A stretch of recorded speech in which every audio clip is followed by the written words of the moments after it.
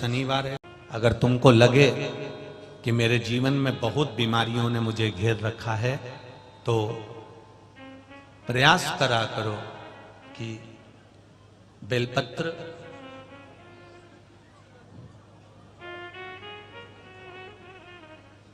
जो ये बेलपत्र होती है, इस बेलपत्र की जो ये डंडी होती है, इस बेलपत्र को अशोक सुंदरी वाली जो जगह होती है वहां पर इसका चढ़ाकर डंडी का जो भाग है वो शिवलिंग की ओर हो जाए और यहीं से जल चढ़ाते चढ़ाते चढ़ाते चढ़ाते अशोक सुंदरी से जल चढ़ाते चढ़ाते ओमकार जैसा, ओमकार जब हम अशोक सुंदरी से चालू करेंगे तो वो जल पहले गणेश जी के पास जाएगा, फिर वापिस अशोक सुंदरी के पास आएगा, अशोक सुंदरी से कार्तिकेय के पास जाएगा, कार्तिकेय से महादेव के पास जाएगा।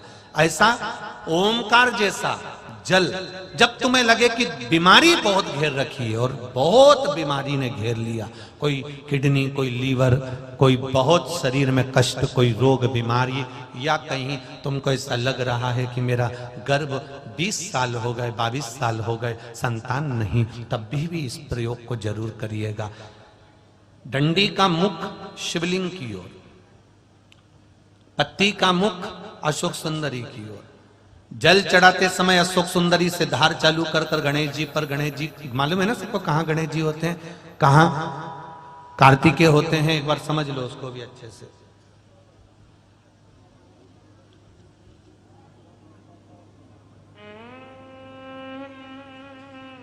ये नीचे का गोल भाग, ये जल जाने का स्थान, ये शिवलिंग, बीच में जो मोटी सी लाइन होती है वो अशोक सुंदरी का स्थान है। शंकर जी के राइट में जहां से पानी नीचे गिरता है उसके कोने पर गणेश जी का स्थान, इधर कार्तिकेय का स्थान, ये शिवलिंग, ये जो गोल भाग है ये माता पार्वती जी का हस्त कमल है। ऊपर से जो बूंद बूंद जल कलश में से गिरता है वो शंकर भगवान की 5 लड़कियां, जया, विषहरा, शामरीवारी, दौतली और देव, ये शिव जी की 5 लड़कियां ऊपर से जल की बूंद गिराती हैं। हम जब भी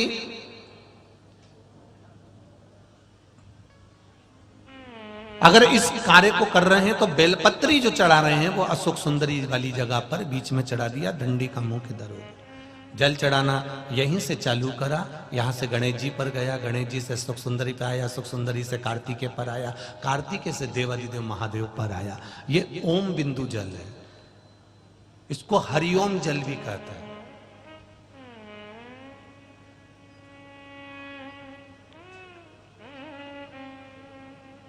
उज्जैन महाकाल में भगवान शंकर को सुबेरे सुबेरे सबसे पहला जो जल चढ़ता है वो हरिओम जल चढ़ता है। आप कभी भी उज्जैन वालों से जाकर पूछना, भस्म रमैया मंडल से पूछना या उज्जैन के किसी एक व्यक्ति से पूछना या वहां के पंडा जी से पूछना कि हरिओम जल कब चढ़ता है, तो वो कहेंगे सबसे पहला जल सुबह का हरिओम जल चढ़ता है। इसको हरिओम जल भी कहते हैं। ये रोग निवारण के लिए, कार्य सिद्धि के लिए होता है। कभी कभी आप किसी कंपटीशन एग्जाम में बैठ रहे हैं, किसी परीक्षा को देने के लिए जा रहे हैं, तब भी हरिओम जल का प्रयोग कर सकते हैं।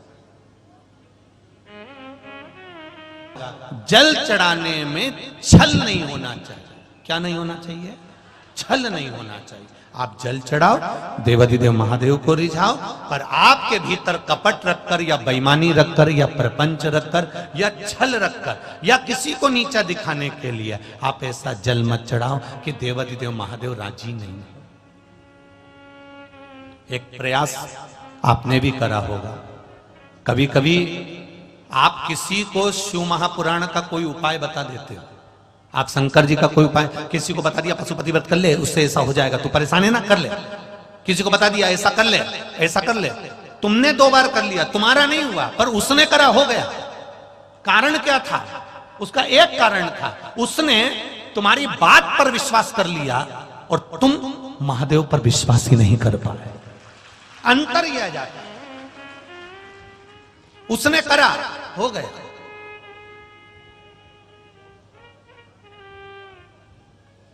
कितना? एक पशुपति व्रत को दुनिया के लोगों ने शिव महापुराण के अंदर जो पशुपति व्रत का महत्व है उसको कितना छुपा के रखा था साहब। कितना छुपा के रखा था, क्योंकि वो व्रत केवल एक ऐसा था जिस व्रत के बल पर जो मांगा वो मिल जाता। और कितने सोमवार का होता है? बोलो बोलो जम के। मात्र 5 सोमवार का वो व्रत है।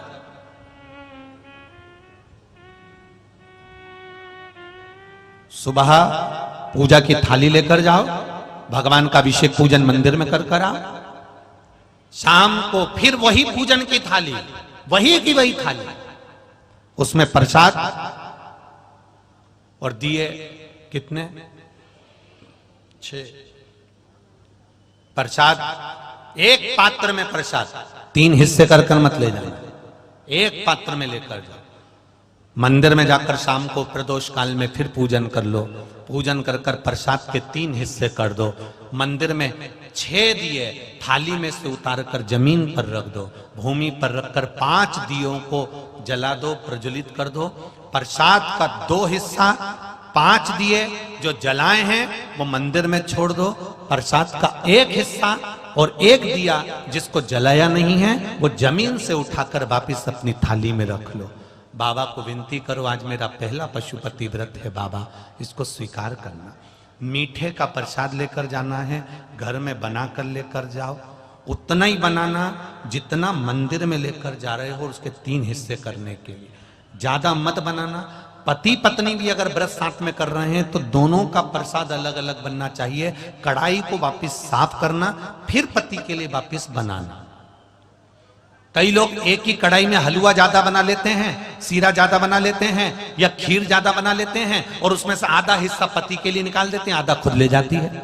अब तुमने पहले ही तो कढ़ाई में से 2 हिस्से कर दिए तो उसका कोई फल नहीं मिलेगा। आप जितना बना रहे हो वो एक उपास के लिए होना चाहिए। पति का उपास है तो उसके लिए फिर दूसरा बनाओ, उसके 3 हिस्से फिर अलग। मंदिर में पहला व्रत करो, भगवान से विनय कर आइए। छठा दिया और प्रसाद का 1 हिस्सा जो लेकर आए हो, अपने घर के दरवाजे के बाहर बैठो आराम से, दरवाजे की ओर मुख कर सीधे हाथ की ओर उस दिए को, जो छठा दिया है, उसको अपने सीधे हाथ की ओर, राइट हैंड की ओर, उसको दरवाजे के बाहर जला दीजिए। भगवान से प्रार्थना करिए, मैंने इसलिए ये व्रत करा है बाबा, उसको स्वीकार कर लेना। पहला व्रत कर घर में जाकर भोजन करो। भोजन करते समय सबसे पहले जो प्रसाद का 1 हिस्सा लेकर आए हो, पहले उस हिस्से को पूरा खाइए, उसमें से किसी को मत दीजिए। वो आपका व्रत का है, आपको खाना, किसी को नहीं देना। एक चुटकी मात्र भी नहीं देना, 1 चम्मच मात्र भी नहीं देना। पहले मीठा का प्रसाद खाओ, उसके बाद भोजन करो। भोजन में ये जरूरी नहीं है कि आप मीठा ही खाना है। सुबेरे फलाहार भी कर सकते हो, भूखे रहते नहीं बने तो सुबह आराम से फलाहार करो, नमक का फलाहार करो, कोई मना नहीं कि तुम मीठा ही पूरा खाओ। भोजन जब भी करोगे तो सुबह नहीं करना है, वो प्रसाद जब खा लोगे उसके बाद करिए। 4 व्रत पूरे हो जाएं, 5वां व्रत जब आखिरी का व्रत रहे तब फिर वैसा की वैसे ही क्रम कर 108 या तो बेलपत्र हो या चावल का दाना हो या फूल की पंखड़ी हो, जो आप 108 ले जाना चाहते हो भगवान को चढ़ाने के लिए। एक श्रीफल 11 रुपए, जो भी आप शिव जी को समर्पित करना चाहते हैं, बाबा को वैसी की वैसी पूजन कर पर थाली जो सुबह लेकर जाओ वो थाली को धोना नहीं है, शाम को वही थाली जाना चाहिए, उस थाली को बदला नहीं जाता। समापन वाले दिन 5वां जब व्रत रहे, बाबा को 108 सामग्री समर्पित कर श्रीफल समर्पित कर अपने हृदय की बात कहकर आइए, दिया लगाओ, वापिस अपने घर के अंदर प्रवेश कर जाओ। बाबा से विनती करो, मेरा विश्वास करता है अगर दिल से पशुपति व्रत किया है तो मेरा महादेव व्रत पूरे होते होते ही तुम्हारा कार्य सफल कर दे। ये पशुपति व्रत। बीच में रजस्वला धर्म आ गया, नारी 7 दिन तक काम नहीं करती, रसोई घर नहीं जाती। बीच में कोई बाहर जाना पड़ गया, बीच में किसी के यहाँ शादी में जाना पड़ गया, बीच में कोई गमी हो गई, कोई समाप्त हो गया, किसी के यहाँ बच्चा हो गया, तो उस व्रत को 2 व्रत होने के बाद, 1 व्रत होने के बाद, 3 व्रत होने के बाद अगर ऐसा कुछ हो जाता है तो व्रत को वहीं पर रोक दो। फिर अगली बार जब पूर्ण तरह से अच्छा हो जाए तब व्रत फिर चालू कर दो। 2 पहले हो चुके हैं, अब अगला करोगे तो वो तीसरा ही कहलाएगा, वो तीसरा।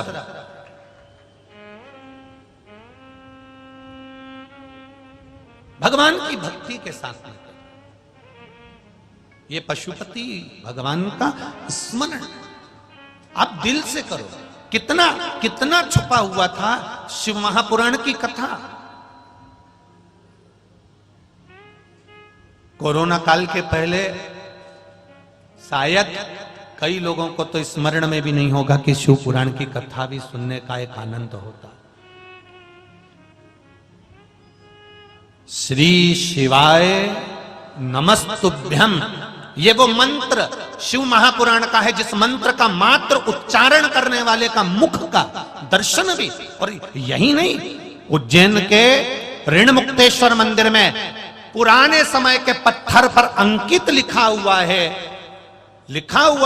कि शंकर भगवान की शिव महापुराण की कथा सुनने वाला, भगवान शंकर का भजन करने वाला एक पीढ़ी नहीं, अन्य पुराणों में 7 पीढ़ी तरने का लिखा है, पर उसमें लिखा 71 पीढ़ी तर जाती है।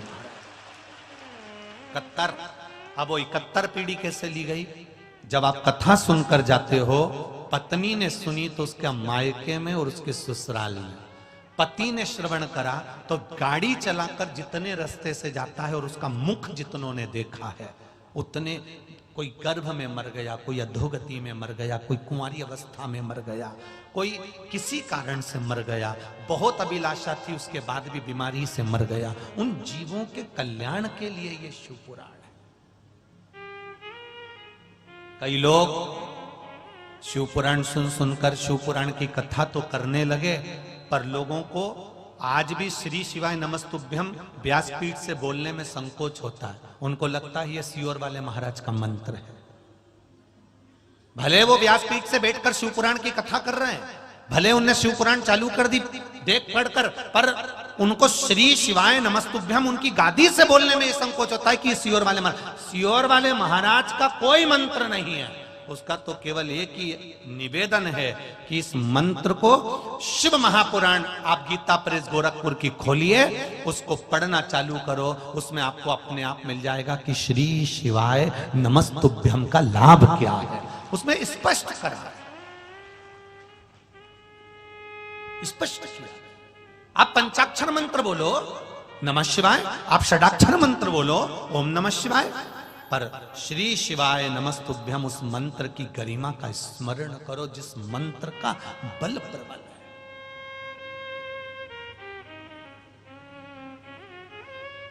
मेरा आप सबसे भी निवेदन है, आपके घर में आप जब फिर ही रहे हो, आपको लगे कि आज मैं बड़ी दुखी हूं, थोड़ी देर बैठ लिए, कोई पास में शिव जी का ओटला हो, शंकर का मंदिर हो, तुम्हारा जब मन करे एक लोटा पानी लेकर घर में से लेकर जाना।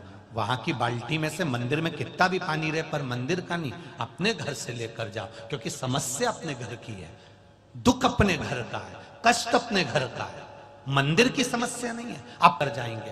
पत्र जब हम लेकर आते हैं तो अपने घर से लिखकर लेकर आते हैं। मेरे घर से पत्र गया है, मेरे घर से भेजा गया है, मेरे घर की निमंत्रण गई है, मेरे घर की पत्रिका गई है, तो भगवान मेरे घर शादी में आएगा। तुम्हारे घर का एक लोटा जल गया है तो महादेव तुम्हारे घर आएगा, ये निश्चित बात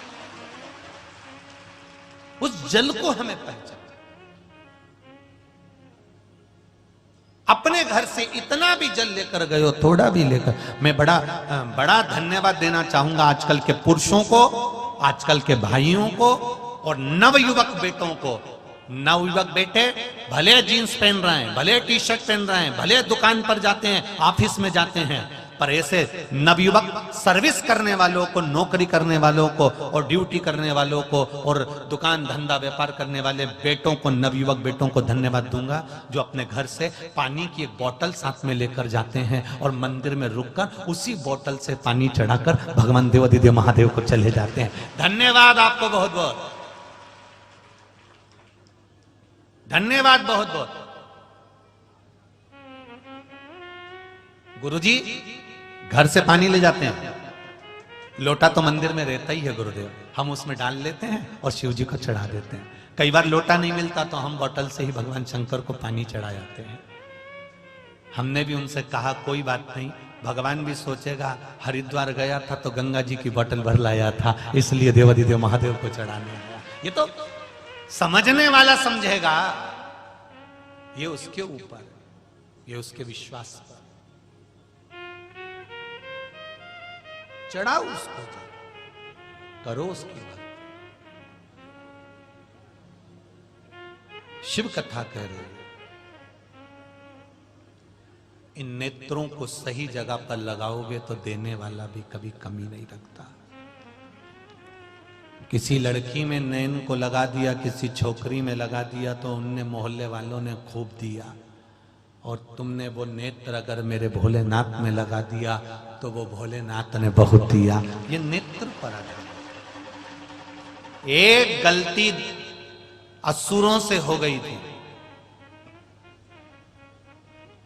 मंथन के समय पर जब मंथन हुआ, समुद्र मंथन जब किया गया, शेषनाग की नेति बनाकर मंदराचल की रई बनाकर जब मंथन प्रारंभ करा, उस मंथन में सबसे पहले अगर कुछ निकली थी तो गौ माता निकली। उस मंथन में 5 गाय निकली, नंदा, सुभद्रा, सुरभि, सुशीला, बहुला। 5 गाय मंथन के समय पर निकली। उन 5 गायों के निकलने के बाद फिर विष निकला, फिर विष निकला। अब पहले क्या निकली है, जम के बोलो जरा, गौ माता। और गौ माता के बाद में निकला है विष। गौ माता निकलने का कारण क्या था? मंथन में सबसे पहले गौ माता के निकलने का कारण केवल इतना था, विष जो निकलेगा, उस विष को जो पिएगा उसका कंठ जलेगा, उसका शरीर जलेगा। उस विष की तपन को अगर रोक सकता है तो गौ माता का दूध रोक सकता है। इसलिए शंकर जी का अभिषेक गाय के दूध से होता है।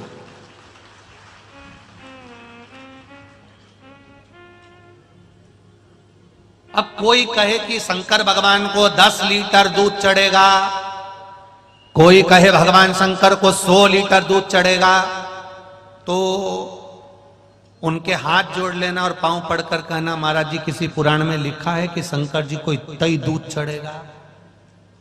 यहां तो शिव महापुराण की कथा कहती है, आधी में पुनियात। अगर 1 लोटा जल है और आपने केवल 1 चम्मच भी दूध अगर भगवान शंकर को चढ़ा दिया तो शिव ने स्वीकार कर लिया। मेरा भोलेनाथ कभी नहीं कहता कि मुझे करोड़ों में देना, मेरा भोलेनाथ कभी नहीं कहता कि मुझे लाखों में देना, मेरा भोलेनाथ कभी नहीं कहता कि मुझे इतना देना। मेरा भोलेनाथ जी तो केवल इतना कहता है कि थोड़ा भी देना तो श्रेष्ठ देना। सारे देवताओं को एक तुमने जो चढ़ाया चढ़ाया, शंकर जी को अगर एक बेलपत्री भी चढ़ती है तो खंडित नहीं चढ़ती। चढ़ती है क्या? चावल का 1 दाना, मात्र 1 दाना चावल का आप शंकर जी को चढ़ाओ, पर खंडित मत चढ़ाओ। 1 दाना चढ़ाना, ज्यादा नहीं, पर पूर्ण आखा चढ़ाओ। शंकर जी को फूटा हुआ नरियल भी नहीं चढ़ता। शंकर जी को नरियल भी चढ़ेगा, श्रीफल भी चढ़ेगा तो पूरा चढ़ेगा, पूर्ण।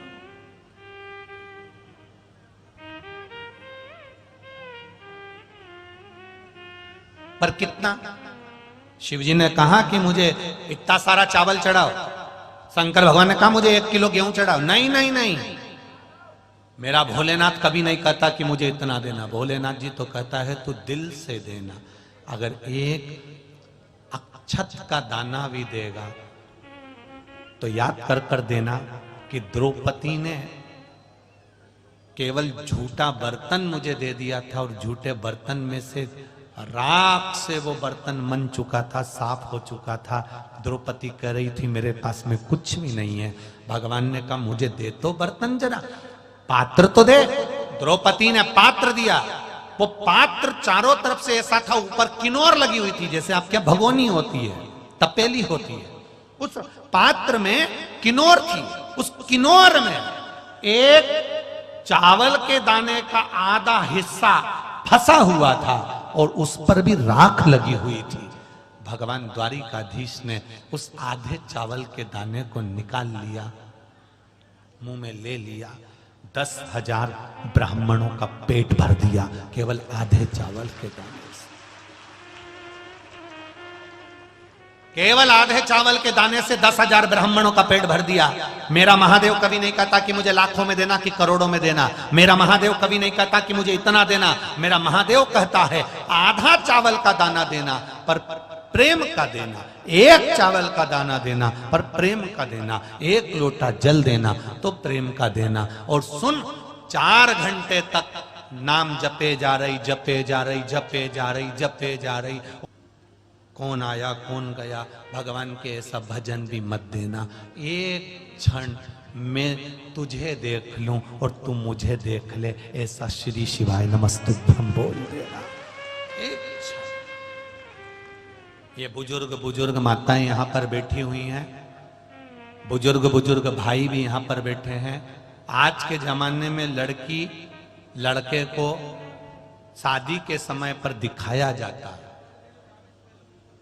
आधा घंटा बैठकर छोरी छोरा को बात कराई जाती है, फिर होटल में मिलाया जाता है।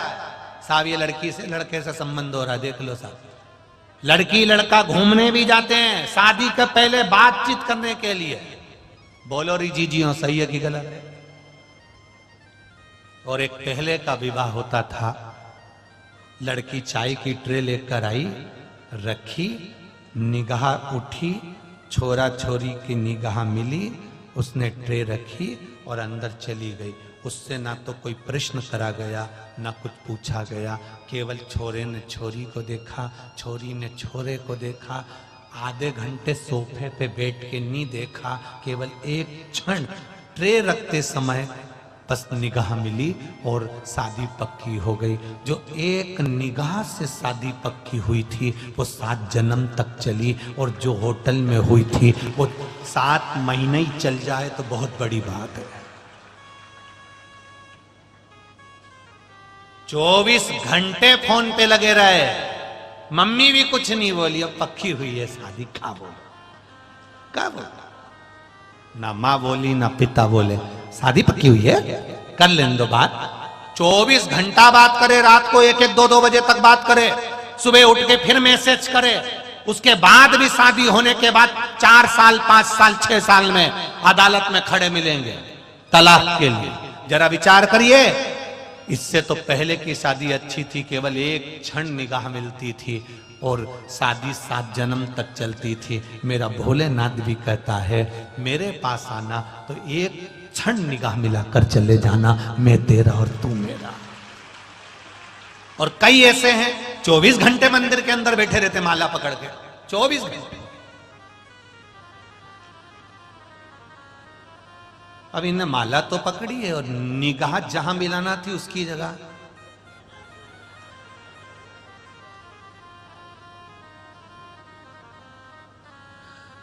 देख ले, उधर से झाड़ू लगाते लगाते इधर तक लिया।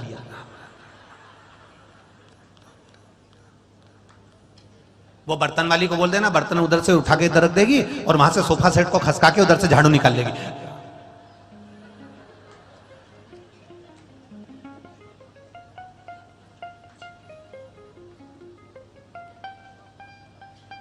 अरे इतनी देर से घंटी बज रही, देख तो लो कौन आया, दूध वाला आया होगा, देख ले जाकर।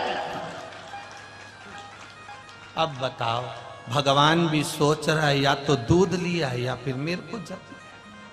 और क्या कह रही है कि मैं तो 2 घंटे भगवान की सेवा करती। भगवान से पूछा है, बोलो ये कमला करती? भगवान बोले पक्की आलसान, इसके बराबर तो दुनिया में कोई होगा ही नहीं। मंदिर में आके बैठ जाती है, माला पकड़ के 4 घंटा तक बैठी रहे। एक हनुमान चालीसा को 25 बार बोल देती है, 25 बार पूरी बोलती है? नहीं, एक ही बार पूरी नहीं हो पाती है, उसी में 25 बार हो जाती है। जय हनुमान ज्ञान गुण सागर, जय कपीश लोक जागर, राम पुत्र पवन सतनाम, महावीर विक्रम बजरंगी कुमति कृष्ण कंचन बराबर। पूरी हनुमान चालीसा पढ़ती जाएगी, पूरा काम घर का करती जाएगी। हनुमान जी भी बोले बेन जाने दे, मेरे को दूसरी जगह जाना, तू बैठी 4 घंटे से। भगवान भी फिर, भगवान को ये पसंद नहीं है। भगवान कहता है एक क्षण मात्र आधी में पुनियाद। मेरे शंकर जी कहते हैं एक बार मेरे मंदिर तक आ गया, दिल से जल चढ़ा दिया, हृदय से कह दिया श्री शिवाय नमस्तुभ्यम, मैं तेरा हो गया, तू मेरा हो गया, चली जा घर। कुछ नहीं, बैठे हैं हम तो। कभी दिल से अगरबत्ती लगाकर देखो, कभी दिल से भगवान को धूप बत्ती लगाकर देखो, कभी दिल से भगवान को जल चढ़ा कर देखो। दुकान पर भी जाते हो तो हमारे पिताजी अगरबत्ती लगाते थे इसलिए हम लगा रहे हैं, हमारे दादाजी अगरबत्ती लगाते थे इसलिए हम अगरबत्ती लगा रहे हैं। बस भगवान को इसलिए अगरबत्ती लगा रहे हो क्योंकि हमारे दादाजी लगाते थे, हमारे पिताजी लगाते थे, हमारा नियम चले आ रहा है। ऐसा नियम नहीं करना अपने को कि दादा और पिताजी के समय से आ रहा है। नियम अगरबत्ती का नहीं था, दादाजी अगरबत्ती दिल से लगाते थे, धूप बत्ती दिल से लगाते थे, प्रेम से भगवान को रिझाते थे कि ये दुकान तेरी है, ये व्यापार तेरा है, ये घर तेरा है और मैं स्वयं तेरा हूं, तू मेरे को संभाल लेना, इस दुकान को संभाल लेना। तब दुकान चलती थी और ऐसी चलती थी कि खूब धन आता था। अब वही दुकान जो दादाजी की थी, जो पिताजी की थी, उस पर तुम भी बैठ रहे हो। कौन से 4 चांद लगा दिए तुमने? अपने परिवार का तो सही से गुजारा नहीं कर पा रहे। और दादाजी तो 4 भाई का, 5 भाई का परिवार था, 6 भाई का परिवार था, पूरे का गुजारा करता था। एक अकेली दुकान से 6 भाई का गुजारा होता था। और एक आज के समय में 6 भाई का गुजारा ना होकर एक परिवार का भी गुजारा एक दुकान से नहीं हो पा रहा। उसका कारण क्या है? पहले दुकान पर अगरबत्ती दिल से लगती थी। आज तुम दादाजी लगाते थे तो टाइम पास कर रहे हो कि उनने लगाना चालू करा तो हमें को भी लगाना ही पड़ेगा। हमने देखा है कि वो अगरबत्ती लगाते थे तो लगा दिया। इसको अगरबत्ती लगाना नहीं कहेंगे, इसको धूप बत्ती लगाना नहीं कहेंगे। जिस दुकान पर तुम बैठते हो, जिस रोजी पर तुम बैठते हो, उसको तुम्हें पहले महादेव से कहना पड़ेगा, भगवान से कहना पड़ेगा, ये दुकान तेरी है, मैं तेरा हूं, घर तेरा है, व्यापार तेरा है, तुझे संभाल लेना है। जैसे अगरबत्ती में सुगंध होती है, सारी दुनिया में फैलती है, मेरी दुकान की सुगंध भी सब दूर फैला दे, बस इतनी कृपा कर।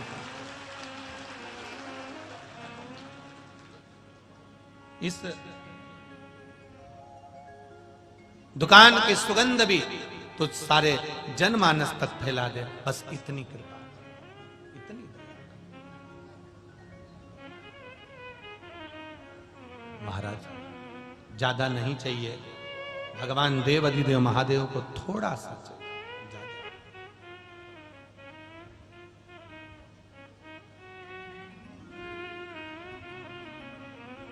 जब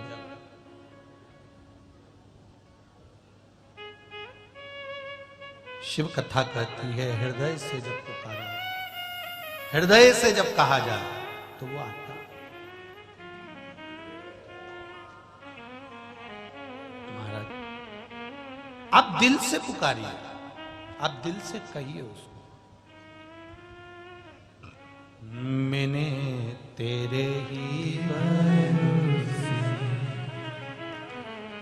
मैंने तेरे ही भरोसे, हवा में उड़ती जावांगी, बाबा डोर छटीला मैं कटी जावांगी। महाराज भगवान को दिल से रिझाने का प्रयास। एक लोटा जल भी चढ़ाना तो उसके भरोसे पर चढ़ाना, सियोर वाले महाराज के भरोसे पर नहीं। एक बेलपत्र चढ़ाना तो उसके भरोसे पर चढ़ाना कि मैंने सुना है, मेरा विश्वास, मेरी कथा कहती है। कितना सुंदर बात है। एक पंडित जी कथा कहने के लिए ब्रज की भूमि पर आए। उन्होंने कहा भगवान भव सागर से पार कर देता है। और ब्रज की एक भोली भाली गोपी जो कि कुछ नहीं जानती थी, ना पढ़ी थी ना लिखी थी, उसने प्रवचन में सुन लिया भगवान भव सागर से पार करता है। गरीब साधारण सी सहज सी, उसके पास कुछ नहीं। वो यमुना जी के घाट पर गई, नाव वाले से कहा मुझे पार कर दो। नाव वाला बोला 4 आने लगेंगे। उसने कहा मेरे पास में 1 आना है, मुझे पार कर दो। नाव वाले ने पार नहीं करा। उस गोपी के मन में आया कि पंडित जी कह रहे थे भगवान भव सागर पार करता है, तो क्या यमुना पार नहीं कर सकता? उसने यमुना जी से कहा माँ यमुना मुझे पार कर दो। यमुना में पांव रखा, इतनी गहरी यमुना, यमुना में पांव रखकर वो चलती चलती पार हो गई। रोज जाती, रोज आती, रोज जाती, रोज आती। गुरुजी की कथा पूरी हो गई और गुरुजी अपने गांव जाने लगे। तो गोपी ने कहा चलो मैं भी वहीं जा रही हूं, अपन दोनों साथ ही चलते हैं। गोपी भी साथ हो गई। यमुना के घाट पर गुरुजी ने नाव वाले को बुलाया तो गोपी कहती है काहे को बुला रहे हो गुरुजी, फालतू का पैसा लगा रहे हो। तो कैसे पार होंगे? गोपी कहती आप ही ने तो कहा था भगवान भव सागर से पार कर देता है। उस दिन से मैंने 1 रुपया भी खर्च नहीं करा। यमुना मैया से विनती करती हूं और यमुना मैया मुझे पार कर देती है। पंडित जी बोले ऐसा होता है क्या? पागलों जैसी बात करती है, यमुना इतनी गहरी है, ऐसे कोई पार हो जाएगा? नहीं पंडित जी, आप ही ने कहा था। उस दिन से मैंने 1 रुपया खर्च नहीं करा। अरे तो ऐसा कोई होता है क्या?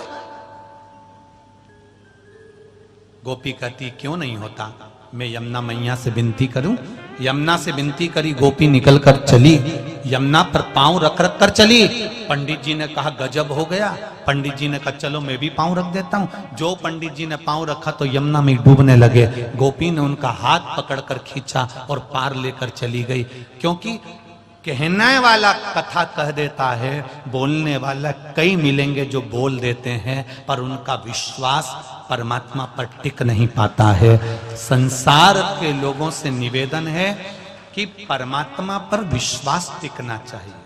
और ये हमारा खुद का अनुभव कहता है और विश्वास कहता है कि मेरा महादेव आता जरूर है और निभाता जरूर है।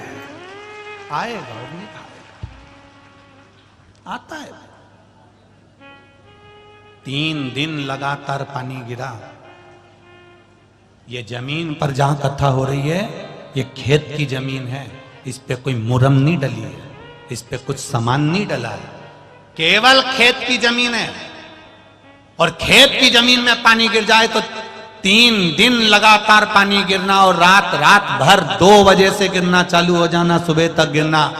और सुबह तक गिरने के बाद वही भोजनशाला टेंट के अंदर, ना उसके ऊपर कोई टीन है ना कोई तिरपाल है, कपड़े के टेंट के अंदर भोजन बन रहा है। और यहाँ लोग लाखों की संख्या में आए हैं। वो चला रहा है, चल रही है, वो सुना रहा है, सुन रहे हैं। किसी की सामर्थ्यता नहीं कि कोई कर ले। अच्छे से अच्छा व्यक्ति भी हार जाता है जब खुद के घर की शादी होती है और पानी गिर जाए तो पसीने टपकने लगते हैं। यहाँ किसी का पसीना नहीं टपका, यहाँ प्रेम टपका है। एक जरा सी शादी में तुम्हारे यहां पानी आ जाए, उथल पुथल हो जाती है। यहां लाखों जनता पंडाल के अंदर, हजारों जनता रुक रही थी। प्रतिदिन बाबा कहीं ना कहीं रूप में आ रहे थे। 2 दिन से लगातार बाबा इधर से उधर घूमे, कहीं सांप के रूप में, कहीं रूप में, कहीं रूप में। रोज घूमते रहे आधी आधी रात को। और माताएं, बोलो सही है कि गलत है, माताएं हाथ जोड़ के कह देती बाबा कहां से आए हो, चलो जाओ, यहाँ बहुत सारे लोग रह रहे हैं। और बाबा घूमते घूमते इधर से उधर निकल जाते। ये शिव नहीं तो और क्या है, ये शंकर नहीं तो और क्या है। आया, अपना भजन कराकर, अपना स्मरण कराकर, भक्ति को देकर भगवत स्मरण कराकर गया। एलईडी चालू कर दो आसपास की सब भगवत भजन में लीन रही है। उसके ऊपर भरोसा कर कर देखिए, उसके ऊपर विश्वास कर कर देखिए, उस पर दृढ़ता बना कर देखिए, वो साध लेगा। सहज नहीं है मेरा देवाधिदेव महादेव, सहज नहीं। वो पकड़ता है हाथ, डूबने नहीं देता है। अकाल मृत्यु वो मरे जो काम करे चंडाल का, काल उसका क्या बिगाड़े जो भक्त हो महाकाल का। शिव के उपासक बन। किसी आडंबर में हमें नहीं पड़ना, किसी ढोंग प्रपंच में हमें नहीं पड़ना, छूछा में हमें नहीं पड़ना, संसार के लोगों में हमें नहीं पड़ना। हमें तो उसकी भक्ति में पड़ना है कि हम जाएंगे जल चढ़ाने तो वो भी हमारे को साधेगा। तेरे मंदिर में आना मेरा काम है और मेरी बिगड़ी बनाना तेरा काम, दूसरा कोई नहीं। पानी में डूबोगे तो मरोगे और शिव महापुराण में डूबोगे तो तरोगे। ये वो पुराण, ये वो पुराण जो फल देती है, निश्चित सुख देती है। इतना पानी गिरा, अपने अपनी घर की व्यवस्था संभालना कठिन हो जाता है। भोजन व्यवस्था, पंडाल व्यवस्था, कितनी कितनी। और मैं तो धन्यवाद दूंगा यजमान परिवार को कि आप लोगों की भक्ति रंग लाई है, जो इतने प्रेम से ये कथा हुई। किलेदार परिवार ने भी इसको बहुत सपोर्ट करा, बहुत शांति से और बहुत आनंद से। और पूरा बैतूल, मैं किसी एक व्यक्ति का नहीं कहूंगा, पूरा बैतूल, पूरा बैतूल। ये कोई राजनीति की कथा नहीं थी, ये मेरे बैतूल की जान की कथा थी, प्राण की कथा थी।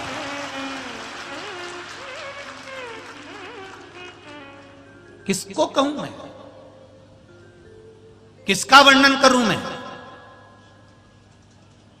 ये पूरे बैतूल के प्रेम की कथा है, स्नेह की, कि हम बैतूल वासियों में प्रेम कैसा है, स्नेह कैसा है, हम बैतूल वासी क्या कर सकते हैं, ये इन्होंने कर कर दिखा दिया। इस कथा में इतना पानी गिरने के बाद भी व्यवस्थाएं, रात को गाड़ियों में, ट्रालियों में गन्ने का भूसा भर कर आ रहा है, लोग बोरों में भर भर कर छोड़ रहे हैं, व्यवस्था कर रहे हैं, पन्नियां बिछा रहे हैं, बैठ रहे हैं। जरा विचार करिए कितना।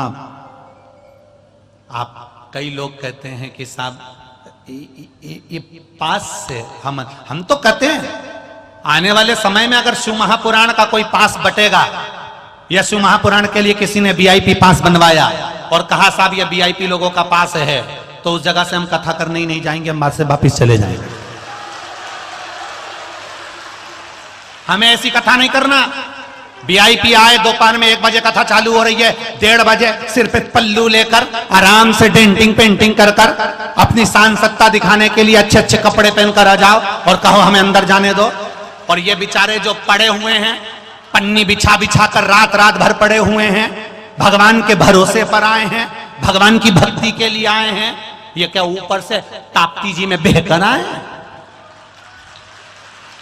जहां पर वीआईपी पन करना है वहां करो, मना नहीं है, पर निवेदन केवल इतना सा है, जिन वीआईपीओं को पहले कथा में आना है, 2 बजे कथा चालू हो तो वो 1:30 बजे पंडाल में आ जाए। और जैसे ही गुरु महाराज व्यासपीठ पर आके बैठे, वीआईपी गेट बंद कर दिया जाए, चाहे तुम्हारे काका जी हो, चाहे तुम्हारी काकी जी हो,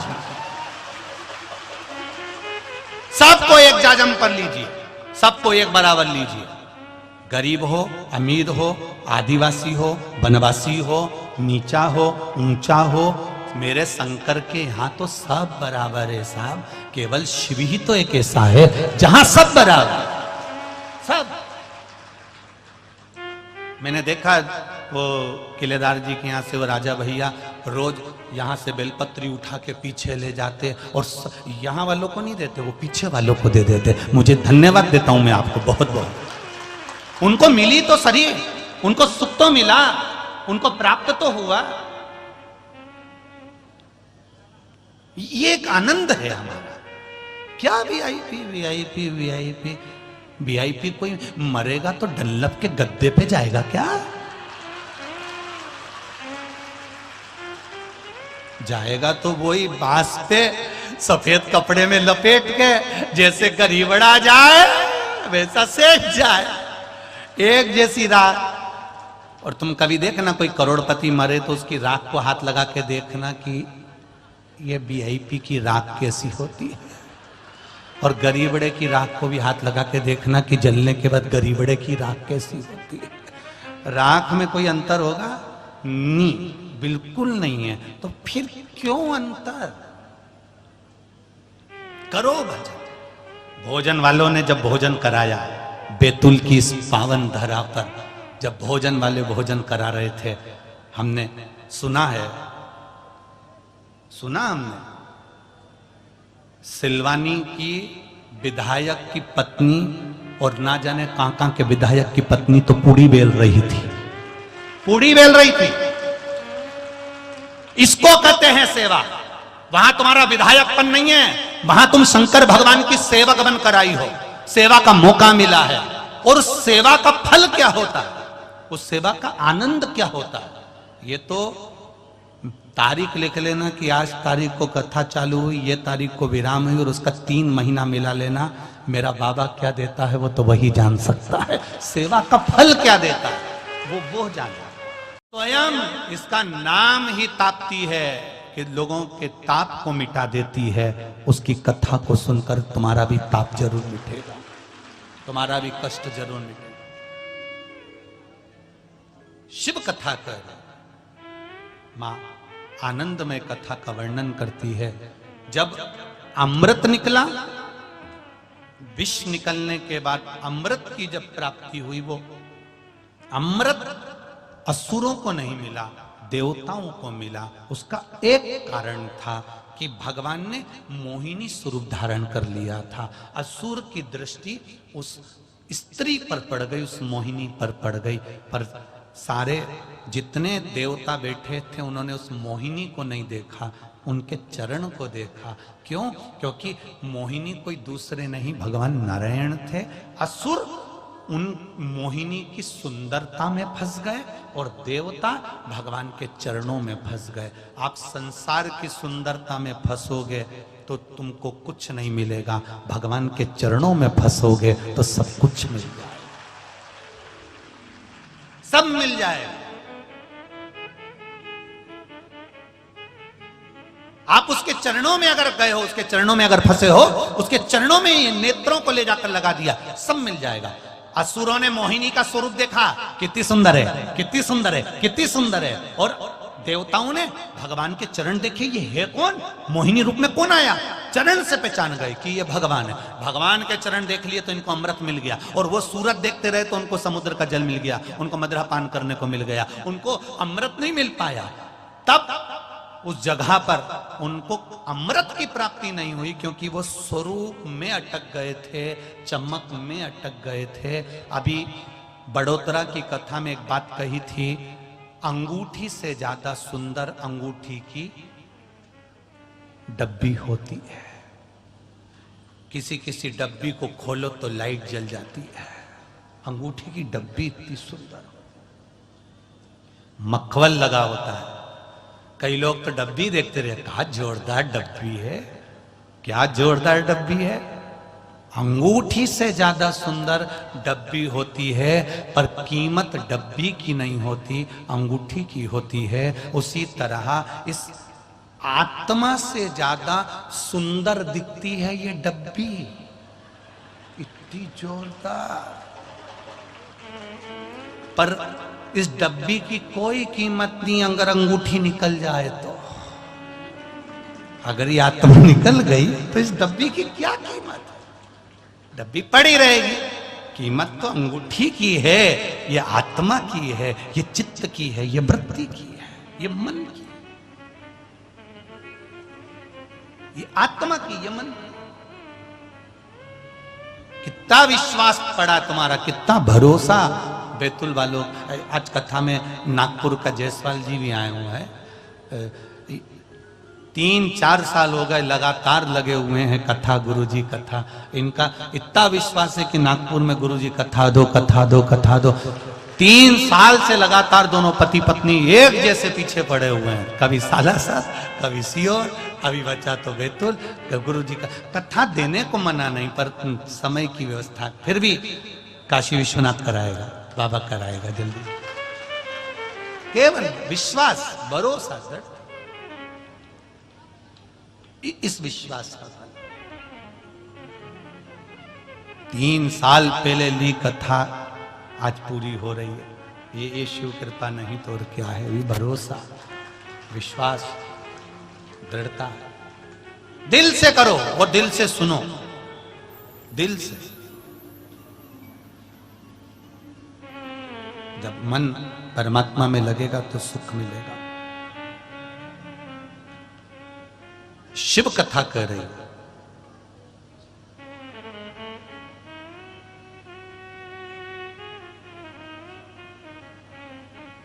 अमृत देवताओं को मिल गया। भगवान शंकर ने देखा कि यहां थोड़ा सा, भगवान शिव ने देखा यहां थोड़ा उपद्रव हुआ, तब भगवान शंकर ने साध लिया विष पीकर। बहुत कम लोग होते हैं संसार में जो विष पीते हैं। विष से मतलब है अपयश पीते हैं। सम्मान सबको चाहिए, पर कभी यह विचार कर भी बैठो घर में रह रहे हो तो ठंडी रोटी भी खाना पड़ सकती है, सुख के साथ में थोड़ा दुख भी मिल सकता है। दुख देने के लिए ये पूरा संसार है और सुख देने के लिए मेरा देवाधिदेव महादेव है। दुनिया के लोग दुख देना जानते हैं तो सुख देना मेरा महादेव जानता है। वो सुख देना जानता है। दे संसार के लोग कितना देवेंगे, देते पर देना वो जानता है। अहंकार अभिमान को इतना मत कर जाना कि कहीं मालूम पड़े कि हमें बहा कर रह जाए, ऐसा अभिमान नहीं चाहिए। ऐसा अभिमान नहीं होना चाहिए जो बहा कर ले जाए। कभी कभी बहुत तेज नदी में बाढ़ आती है ना, पानी आता है तो बड़े बड़ी चट्टान को बहा कर ले जाता है, और उसी नदी के किनारे पर एक दूबा लगी होती है, दुर्बा, वो दूबा टूट नहीं पाती, उसको कोई बहा कर नहीं ले जाता। दूबा ने चट्टान को देखा कि चट्टान बह गई पर दूबा नहीं बही, तो चट्टान ने दूबा से पूछा कि मैं इतना बड़ा चट्टान, इतना बड़ा पर्वत पानी में बह गया, पर तू दूबा एक छोटी सी घास, छोटी सी एक दुर्बा, एक डाब, एक कुशा, तू पानी में तू क्यों नहीं बही? कुशा ने कह दिया, डाब ने, पत्ती ने, दुर्बा ने कह दिया, पानी आता था तो मैं झुक जाती थी, मेरे ऊपर से निकल जाता था, इसलिए मैं बह नहीं पाती। जिसने संसार में झुकना जान लिया, जो जान गया कि झुकने में कितना फायदा है, तो वो झुकता समाप्त हो जाता है और वो उन्नति की सीढ़ी पर बढ़ता चले जाता है। झुकना सीख लेना चाहिए। जब आप इनको रोज मंदिर जाने की आदत लगा दोगी, एक लोटा जल चढ़ाने की आदत लगा दोगी, रोज रोज जब मंदिर जाएगा, रोज रोज शिवालय जाएगा, तो एक ना एक दिन मेरा महादेव उसको इशारा कर देगा, और इशारा करा उसने, बस उतनी देर में तो उसको नफरत हो गई, सब छूट गया, वो दिल से छोड़ेगा।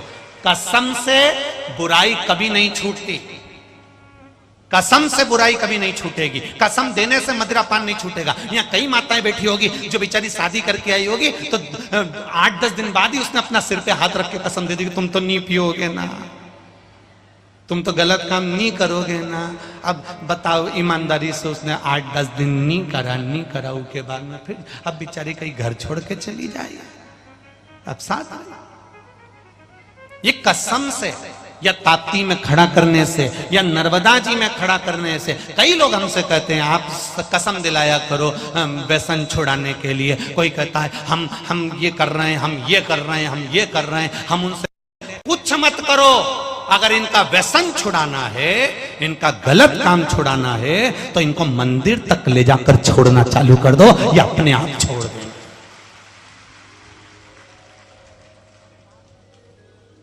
जब तक भजन का बल नहीं बढ़ेगा तब तक नशा नीचे नहीं दबेगा। भजन के बल को बढ़ा लो, भक्ति के बल को बढ़ा लो।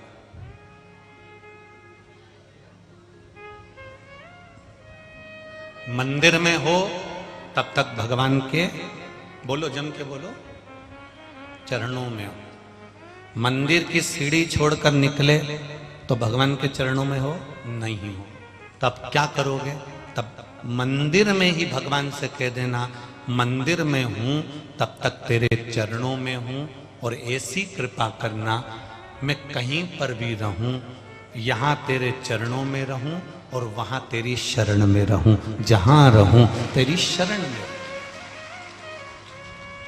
मंदिर में तेरे चरणों में रखना, दुकान पर रहूं तो समझूं कि तेरी शरण में हूं, घर में रहूं तो समझूं कि तेरी शरण में हूं।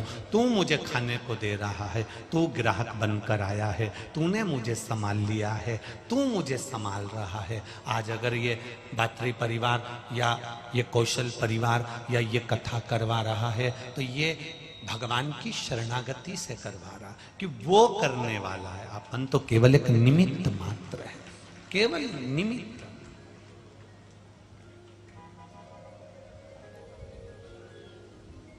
उसकी भक्ति कितनी प्रबल होगी, उसके भजन का बल कितना प्रबल होगा।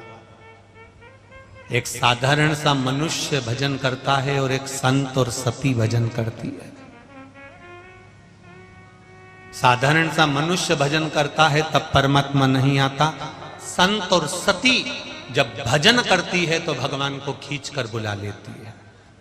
इतने लोगों में, लाखों की संख्या में आप लोग कथा श्रवण करने के लिए जब आते हो, इतने लोगों में कोई ना कोई एक संत स्वभावी, कोई ना कोई एक सती ऐसी कथा में आ जाती है जिसका स्पर्श दूसरे को हुआ, दूसरे से तीसरे को हुआ, तीसरे को चौथे को हुआ।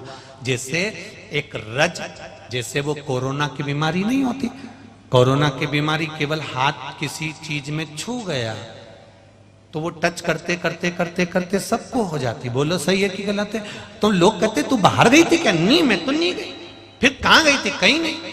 कोई तुम्हारे घर का व्यक्ति गया था क्या? हाँ। कौन गया था? कि छोरा गया था पेट्रोल पंप, तो उसने क्या करा? किसी को टच करा? नहीं। तो फिर उसने तो पैसे भी ऑनलाइन जमा करे, फिर पेट्रोल, हाँ पेट्रोल भरवाया था। बस वो पेट्रोल जो भरवाया था वो मशीन का जो टच हुआ ढक्कन पर, ढक्कन से टच हुआ गाड़ी पर, गाड़ी से टच हुआ ड्राइवर पर, ड्राइवर से टच हुआ घर के लोगों को, और सबको कोरोना हो गया। उसी तरह जैसे कोरोना की बीमारी, वो वायरस केवल स्पर्श मात्र से फैलता है, उसी तरह संत और सती जब भजन करती है या किसी कथा में आकर बैठ जाती है, उसका स्पर्श मात्र एक दूसरे को लगता लगता लगता लगता हमारे को परमात्मा से मिलन करवा देता।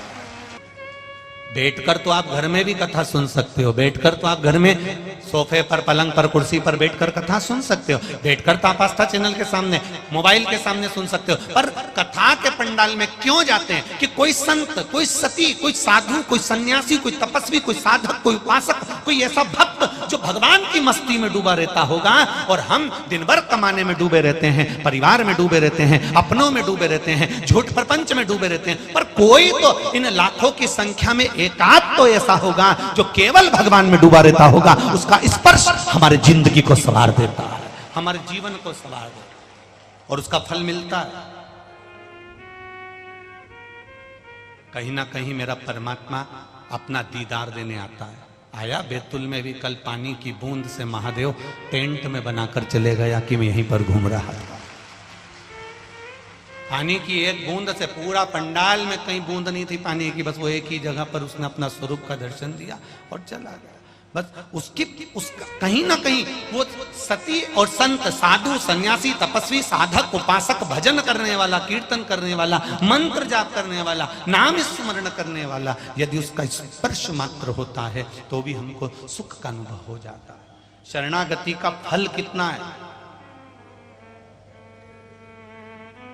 आप भगवान से कहते जरूर हो, भोलेनाथ दया करना, मैं। अब तुमने इतनी सी बात कह दी कि मैं तेरे भरोसे पे हूं। अब इतनी सी बात कितनी काम की है, जरा ध्यान दो।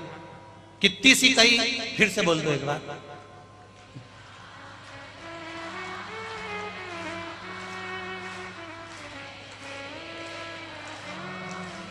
अब कितनी सी बात है कि मैं तेरे भरोसे। राम जी के यहां पर एक पुत्र हुआ और दूसरा पुत्र कुछ से हो गया। यही भरोसे की बात, यही भरोसे की बात। भरोसा देखिए कितना प्रबल था। कथा कहती है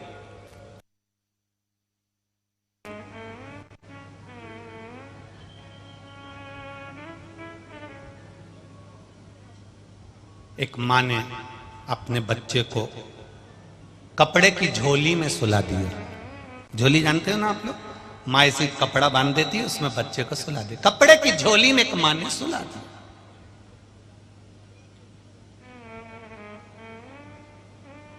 अब उसी के एक आश्रम में रहती थी, एक मुनि के आश्रम में, सन्यासी के आश्रम में वो माँ रहती है। अपने बेटे को उसने झोली में सुलाया, पानी भरने जा रही है, बच्चा सो रहा है। संत से, मुनि से कह दिया, गुरु जी से कह दिया, महाराज, गुरुदेव, मुनिवर, संत देव, हे गुरुदेव, हे गुरुदेव, गुरुजी मैं पानी भरने के लिए जा रही हूं, मैं जल भरने जा रही हूं, बच्चा झोली में सो रहा है, आप ध्यान रखना। आपके भरोसे छोड़ के जा रही हूं, मैं तेरे भरोसे। वो नारी क्या कर रही है, वो स्त्री क्या कर रही है, वो मां क्या कर रही है? स्वामी जी, मुनिवर, संत, गुरुदेव, इस बच्चे को मैं आपके भरोसे छोड़कर जा रही हूं, थोड़ा ध्यान रखना, मैं पानी भरने जा रही हूं। और वो नारी, वो मां जल लेने चली गई। और वो मां जब जल लेने के लिए गई, माता जल लेने के लिए थोड़ी सी आगे बढ़ी, और जैसे ही जल लेने के लिए आगे बढ़ी, उसके मन में आया, संत मुनि तो माला पकड़कर बैठ जाएंगे, आंख बंद करके बैठ जाएंगे, थोड़ी देर में वो नेत्र बंद करके बैठ जाएंगे, और उन्होंने अगर नेत्र बंद कर लिए और मेरे बच्चे को कोई शेर, कोई जीव, कोई जंतु, कोई पशु, कोई पक्षी खा गया तो, मेरे बच्चे को कोई ने खा लिया तो, मेरे बच्चे को कोई ने नष्ट कर दिया तो। अच्छा, पहले वन बहुत थे, पहले जंगल बहुत थे, अब जंगल बहुत थे तो पशु पक्षी का भय भी बहुत था। और आप लोग तो बैतूल के निवासी हो, मुल्ताई के निवासी हो, यहां आसपास में तो कितना जंगल, तो जानवर से भय रहता था कि नहीं रहता था? पहले जंगल बहुत थे तो जानवर भी बहुत थे, जानवर बहुत थे तो उनसे भय भी रहता था कि शेर आ जाएगा खा जाएगा, सांप आ जाएगा खा जाएगा, चीता आ जाएगा खा जाएगा। परंतु अब ना तो जंगल बचे और ना, बोलो बोलो जम के बोलो, ना जानवर बचे। पर आज भी लोगों को भय है, क्योंकि पहले शेर नजर आता था कि शेर खा जाएगा, चीता नजर आता था कि चीता खा जाएगा, सांप नजर आता था कि सांप खा जाएगा। पर आज के जमाने में ना जंगल बचा, ना जानवर बचे, इंसान इतने भयंकर हो गए कि अब इनसे डर लगने लगा कि कब निकल जाएगा, कब खा जाएगा।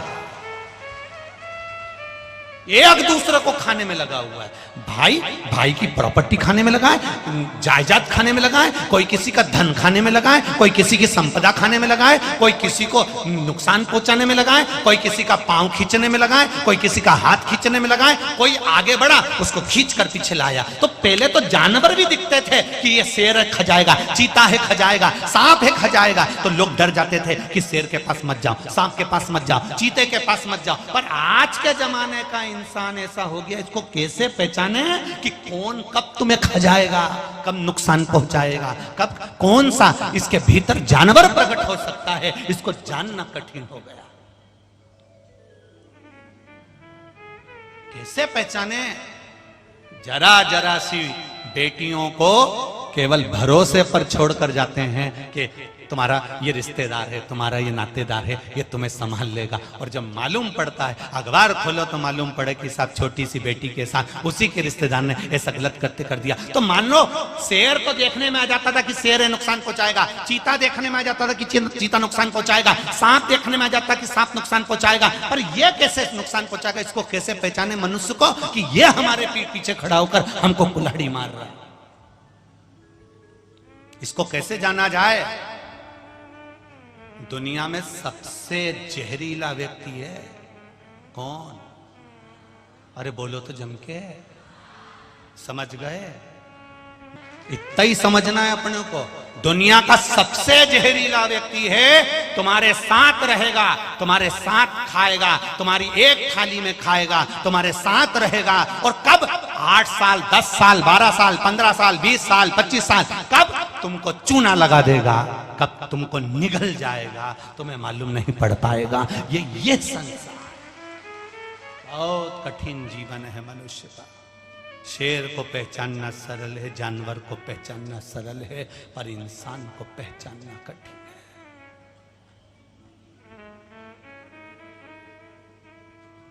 लगा, उस माता को लगा मैं बच्चे को सुला कर आ गई हूं।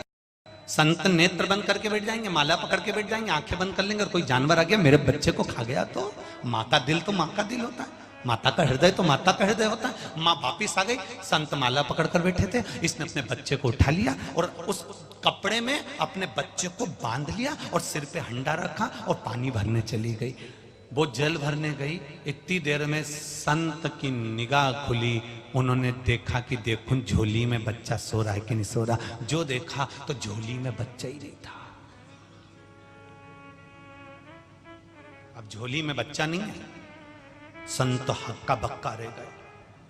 बताओ, उसकी मां मेरे भरोसे पर छोड़ कर गई है, उसकी मां मेरे विश्वास पर छोड़ कर गई है, मैंने आंख बंद करी और बच्चा गायब हो गया। बताओ, बच्चे को झोली में देखा, झोली में नहीं है। अपने अंदर उस गांव के पूरे क्षेत्र में जाकर देखा, उस गांव के क्षेत्र में नहीं है। अपने उस कुटिया में देखा, कुटिया में नहीं है। झोपड़े में देखा, झोपड़े में नहीं है। बच्चा गया कहां अब समझ में नहीं आ रहा, पर उसकी मां आती होगी, मेरे भरोसे पर छोड़ कर गई है, मैं करूं क्या। अब इसको नहीं मालूम कि वो ले गई साथ में, पर अब विश्वास कितना प्रबल होता है जब इसके भरोसे पर कह दिया कि मैं तुम्हारे भरोसे पर छोड़कर जा रही हूं। अब भरोसा देखिए कितना निभाया। संत को लगा ये बच्चा नहीं मिल रहा, संत ने कमंडल में से कुशा उठाई, उस कुशा को झोली में डाल दिया और झोली में डालकर कपड़ा उस पर डाल दिया। इतनी देर में वो बच्चा झोली में खेलने लगा, वो बच्चा झोली में खेल रहा। माँ ने आकर जो झोली में देखा तो गुरुजी के चरण पकड़कर कहा, मेरा बच्चा तो मेरे साथ था, ये किसका बच्चा है। गुरुजी बोले, तुम मेरे भरोसे पर छोड़कर गई थी, मुझे नहीं मालूम कि तू ले गई। मैंने एक बच्चा और अपने कुशा से इसको प्रकट कर दिया है। अगर ये लव है तो ये कुश कहलाएगा, अगर ये लव है तो ये कुछ कहलाएगा। मैंने प्रकट करा। ये भरोसा, ये विश्वास, ये दृढ़ता इतनी प्रबल होना चाहिए कि हम जब उसके भरोसे पर हैं तो ये विश्वास रखना, अगर एक चले भी गया तो दूसरा परमात्मा देने के लिए तैयार बैठा रहता है। ये उसका भरोसा होना चाहिए। मैं तेरे शरीर से मत कहना, इस लाइन को अपने शरीर से नहीं कहना है, दिल से कहना उस परमात्मा के लिए। भोलेनाथ दया करना, मैं तेरे भरोसे हूँ, ना घर के भरोसे हूँ, ना परिवार के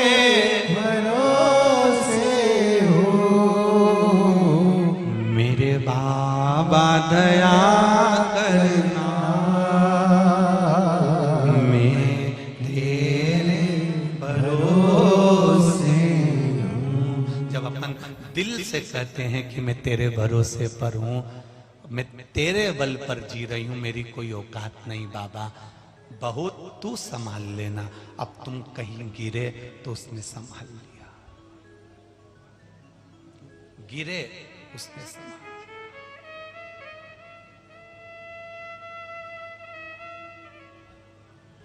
तुमने दिल से कहा ना उसको कि मैं तेरे भरोसे हूं, वो संभाल लेगा। आपका विश्वास दृढ़ हो गया, उसने संभाल लिया। जब भरोसा प्रबल हो जाता है, दृढ़ हो जाता है, तब वो संभाल लेता है। विश्वास के बल पर संभाल। एक बात इस बैतुल नगर के पावन प्रांगण में कहना चाहेंगे, जब एक लोटा जल शिव जी को चढ़ाओ तो दिल से चढ़ाओ। शंकर जी पे चढ़ी हुई बेलपत्री को उठाकर धोकर जब वापिस चढ़ाओ तो यह मत सोचना कि यह दूसरे की बेलपत्री है, मैंने मेरे महादेव से मांगी है, क्योंकि मेरे पास देने के लिए कुछ भी नहीं है, सब उसी का तो है, उससे मांगकर उसको दे रही हूं। ये बेलपत्री भी उसकी।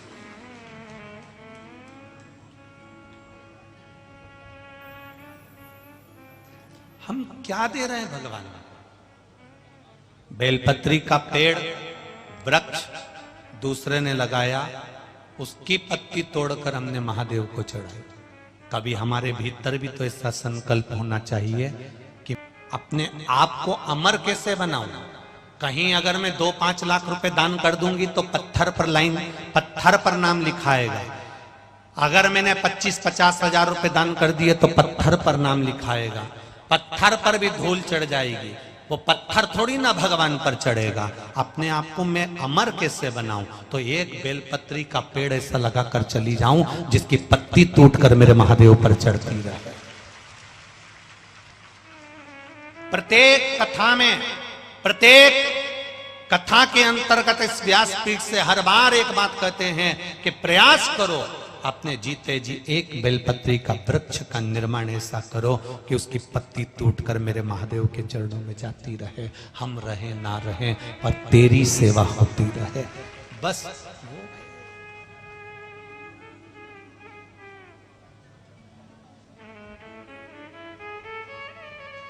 बहुत झूठा संसार, झूठे नाते झूठे रिश्ते, अरे झूठा है संसार हमने देख लिया, सब मतलब के यार हमने देख लिया। इतने मतलबी लोग हैं संसार में, आगे बैठने के चक्कर में कजन कहां से फोन लगवा देंगे वैसा। पर मेरे महादेव ने अगर शादी करने गए, राम जी के विवाह में लग्न पत्रिका लिखाई तो सारे राजा आए, भगवान कृष्ण की शादी में सारे राजा आए, पर महादेव की शादी में लगन पत्रिका लिखाई तो सबसे पहला निमंत्रण भूत चुड़ैल डाकनी पिशाचनी और जंगल में गया कि सब आओ, देवता बाद में आएंगे। मेरे महादेव ने पहले सबसे पहले आदिवासी वनवासी ये वो सबको इकट्ठा करा, उसके बाद दूसरों को एकत्रित करा। बारात में सबसे आगे यही नाच रहे थे, देवता तो पीछे पीछे चल रहे थे, इनको कौन नहीं, सब पीछे। भगवान कह रहे थे पहले इनको आगे लो। क्यों? क्योंकि दुनिया भले नकार दे, दुनिया भले इनको पीछे हटा दे, पर एक बात याद रखना, जितने भी लोग कहें कि ये आदिवासी हैं ये वनवासी हैं, कोई आदिवासी और कोई वनवासी नहीं, सब मेरे महादेव के भक्त हैं और शंकर के उपासक हैं। ये तो दुनिया के लोग केवल तुम्हें तोड़ रहे हैं, सनातन धर्म से दूर कर रहे हैं, सनातन धर्म से वंचित कर रहे हैं, तोड़ कर अपना बैंक भर रहे हैं, परंतु तुम्हें नहीं टूटना है। तुम्हें एक ही बात कहना है, बोल बम का नारा है और बाबा एक, जम के बोलो जरा, बाबा एक सहारा। जब भी बोलो तो दिल से बोलना, बोल बम का नारा है, केवल बाबा सहारा है, शंभू हमारा सहारा है, शिव हमारा सहारा है, भगवान शंकर हमारे सहारे, हम उसके भरोसे पर जीते हैं। दुनिया में कोई हमें नहीं टाल सकता, वो कभी नहीं टाल सकता। कई लोग बड़े परेशान हो जाते हैं, गुरुजी आपने ऐसी पूजन बता दी, लोग मंदिर में आके जल चढ़ाते हैं, कोई मंदिर में आके भोग लगाता है, कोई मंदिर में आके पानी चढ़ाता है, कोई मंदिर में आके बेलपत्री चढ़ाता है। कई लोग, इतने फोन आते हैं सीहोर में आश्रम पर, अगर फोनों की रिकॉर्डिंग अगर हम केवल आस्था चैनल पर सुना दें तो आप लोग कहोगे कि दुनिया के लोग ऐसे होते हैं। रोज फोन आते हैं, पंडित जी ने जल चढ़ाना बता दिया, पंडित जी ने बेलपत्री चढ़ाना बता दी, पंडित जी ने ये बता दिया, हमको मंदिर के ये करना पड़ता है, हमको सफाई करना। अरे तुम्हें खुश होना चाहिए कि जो शिवालय में लोग पांव नहीं रखते थे, जो शंकर जी के मंदिर में केवल कुत्ते बैठे रहते थे, उस मंदिर में लोग आ रहे हैं, इसकी प्रसन्नता होना चाहिए। तुम्हें तो गौरव महसूस होना चाहिए। केवल रोड बनाने से और नाली बनाने से शहर का और नगर का गौरव नहीं हो जाता। भारत की भूमि पर जब लोग सनातन धर्म की ओर अग्रण्य हो जाएं, भगवत की भक्ति में अग्रण्य हो जाएं, भजन में अग्रण्य हो जाएं और लोगों को रोजगार और रोटी मिलना चालू हो जाए, तो समझ लेना कि नगर का गौरव है। केवल रोड और नाली बनाने से गौरवता नहीं आती है महाराज। भजन करने से, स्मरण करने से, भक्ति करने से, नाम जाप करने से गौरवता महसूस होती है। लोग जान से कहते हैं तुकाराम जी हमारे यहाँ के थे, लोग जान से कहते हैं ये ताप्ती मैया हमारे यहाँ से गई है, लोग जान से कहते हैं नर्मदा मैया हमारे यहाँ से गई है, लोग जान से कहते हैं एकनाथ जी हमारे यहाँ के थे, चांगदेव जी हमारे यहाँ के थे। संत के नाम से जब नगर को आनंदित होता है तब जाना जाता है कि यह हमारा गौरव है, यह हमारा आनंद है, यह हमारी चित्त वृत्ति है। और हम लगे केवल उसमें, शंकर जी के मंदिर में इतना फैलारा हो जाता है, हमें झाड़ू लगाना। अरे आज के जमाने में जितने भक्त दर्शन करने जाते हैं उससे दुगने झाड़ू और पोछा लगाने के लिए खड़े रहते हैं। बोलो री जी और सही है कि गलत है? झाड़ू पोछा लगाने वाले दुगने खड़े मंदिर के अंदर, एक हटता है दूसरा झाड़ू लगाकर चले जाता है, एक हटता है दूसरा पोछा लगाकर चले जाता है। क्योंकि शिव पुराण कहती है जितना जल चढ़ाने से फल मिलता है उतना दुगना झाड़ू और पोछे से फल मिल जाता है। उसके बाद भी तुम्हें सुख नहीं है, उसके बाद भी तुम्हारे भीतर शांति नहीं है। धिक्कार, ऐसे जीवन को धिक्कार। ताप्ती मैया का इतना सा पानी ले जाओ, चुल्लू भर। आगे बोलिए। इसीलिए तो महादेव मंदिर के अंदर बैठना पसंद नहीं करते। महादेव बैठते हैं एकदम खुले में कि कोई भी आए कभी भी आए, चल चढ़ाए चले जाए। वो तो अब महादेव मंदिर के अंदर मिलते नहीं। तो मेरा महादेव तो पूरी ताप्ती के घाट घाट पर देखो 108 शिवालय मिलेंगे। बेटा अलमस्त, तुम जब आओ ताप्ती का जल भरो और चढ़ाओ और जाओ। मैं तुम्हारे लिए 24 घंटे बैठा हूं, 24 घंटे। जैसे मौत का भरोसा नहीं होता कि दिन में आ रही, कि रात में आ रही, कि सुबह आ रही, कि शाम को आ रही, उसी तरह महादेव का भरोसा नहीं होता कब आ जाता है, कब मिल जाता है, कब मिलेगा।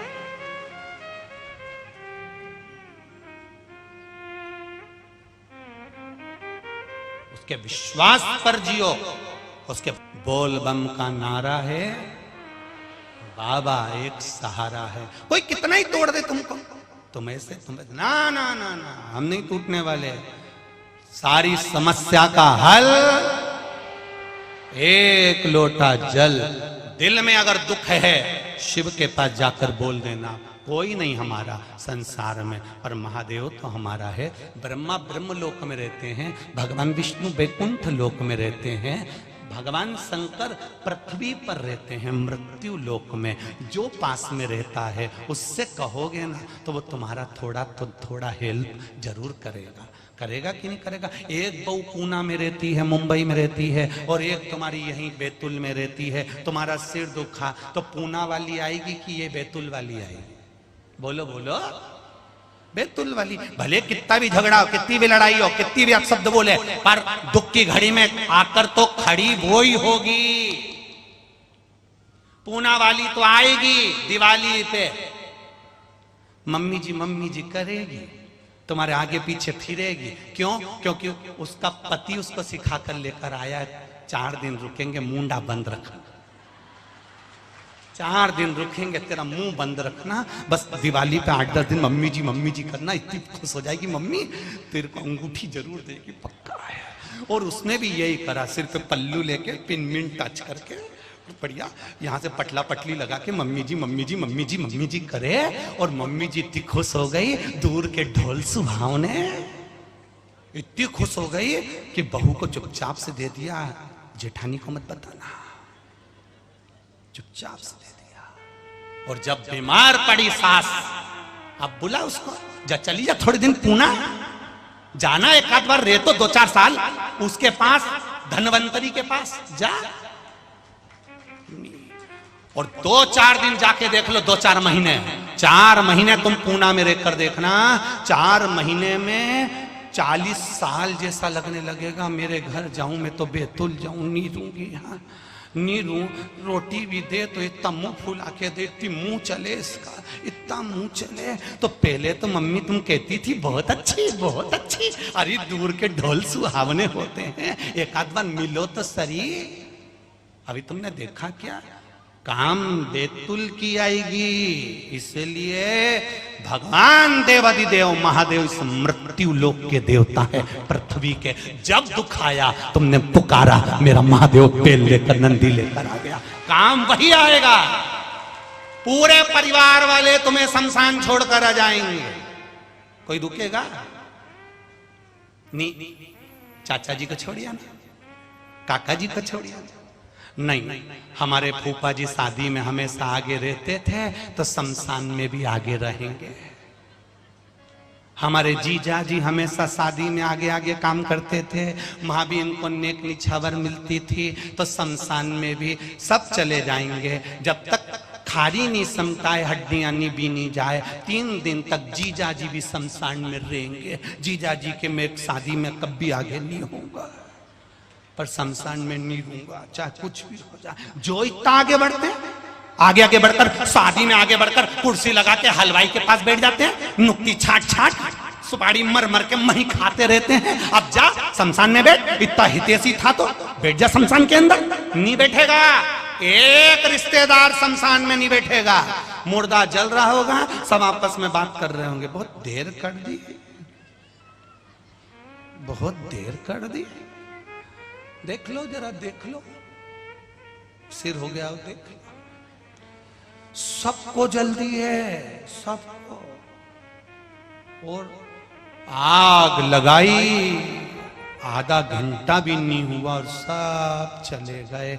अकेला तुमको छोड़कर गए हैं। उस समय तुम अकेले नहीं हो, तुमने जो शंकर भगवान को एक लोटा जल चढ़ाया है। शमशान में शिव रहते हैं, क्योंकि उनको उनके ससुर दक्ष प्रजापति ने श्राप दिया था। ए शंकर, मैं तुझे श्राप देता हूं कि तू शमशान में निवास करेगा। शिव जी प्रसन्न हो गए, नाचने लगे। भगवान विष्णु ने कहा तुम प्रसन्न होकर नाच रहे हो, तुम्हारे ससुर ने श्राप दिया है कि तुम शमशान में रहोगे। शंकर भगवान कहते हैं मेरे ससुर जैसा दूसरा ससुर नहीं होगा।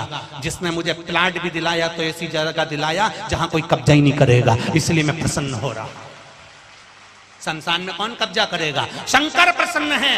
अगर शमशान में तुम्हारे परिवार वाले तुम्हें जलाकर छोड़कर जाते हैं, अंत क्षण तक मेरा महादेव तुम्हारे पास में रहता है। लोग तो चले जाते हैं तुम्हारी चिता के पास में, उस अग्नि के पास में, उस भस्म के पास में। केवल भस्मधारी केवल एक रहता है, वो है त्रिपुंड महादेव, मेरा महाकाल राजा, मेरा त्रिपुंडधारी रहता है। केवल एक, कोई नहीं आएगा। अंत समय प्रभु इतने भजन तुम्हें याद दिलाएं, जरा गाओ लाइन से।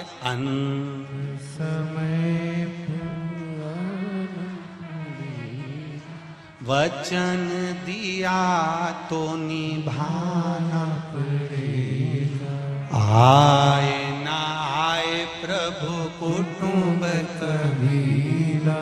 अंत समय प्रभु ओ वचन दिया तो निभाना पड़ेगा। वो आएगा तुरंत, एक क्षण में दौड़ कर आ जाएगा, एक क्षण में। 3 मित्र थे, तीनों में लड़ाई हो गई, तीनों लड़ ली, तीनों। उसने कहा राम बड़े, उसने कहा कृष्ण बड़े, उसने कहा शिव बड़े। शिव महापुराण कहती है कोई बड़ा नहीं, सब बराबर है। राम कृष्ण शिव सब एक है, इनमें कोई भेद नहीं है, सब एक है। वो तो दुनिया के लोगों को अपना घर सेकना है, इसलिए इनमें भेद कर दिया। ये राम वाले हो गए, वो कृष्ण वाले हो गए, वो शंकर वाले हो गए। किसी में भेद नहीं है। गुलाब जामुन खाओगे तो भी पेट में जाएगा, जलेबी खाओगे तो भी पेट में जाएगा। हो सकता है किसी किसी का पेट अलग हो, जलेबी इधर चली जाए, तो बात दूसरी है। नहीं, तुम्हारा डिजाइन अगर चेंज हुआ हो तो उसका क्या भरोसा।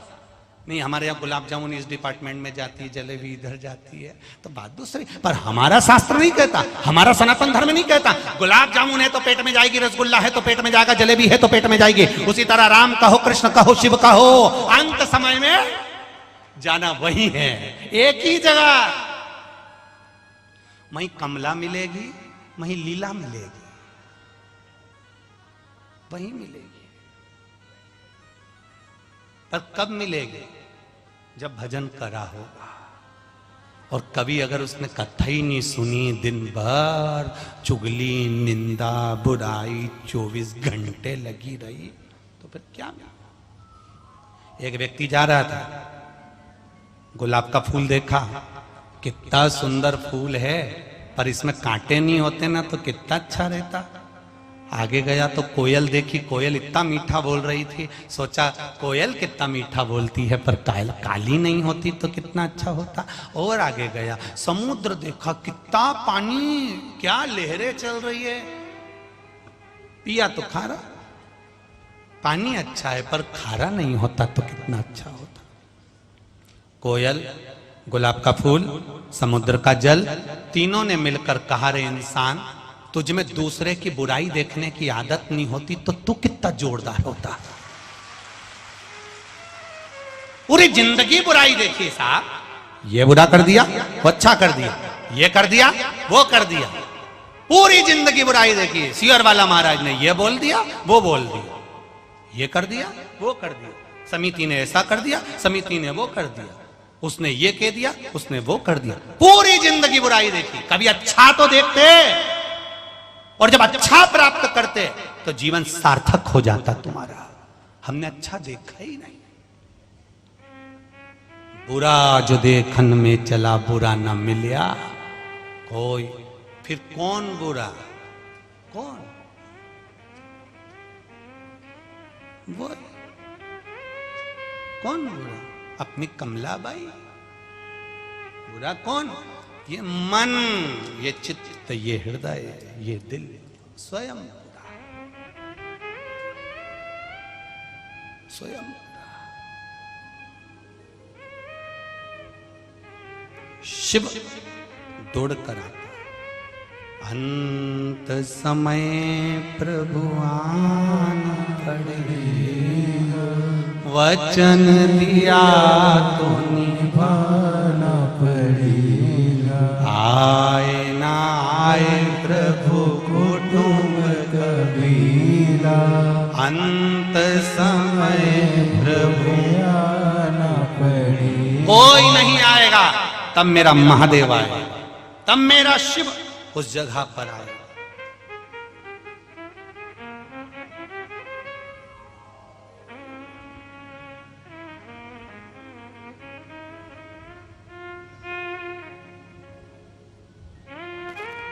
महाराज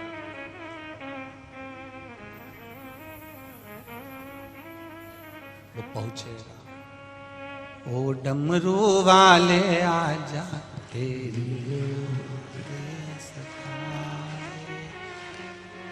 मेरा ये भरोसा कहीं न जा, डमरू वाले आजा तेरी याद सताए, मेरा ये भरोसा कहीं टूटे न जाए, ओ डमरू वाले आजा तेरी याद सताए, मेरा ये भरोसा कहीं टूटे न जाए।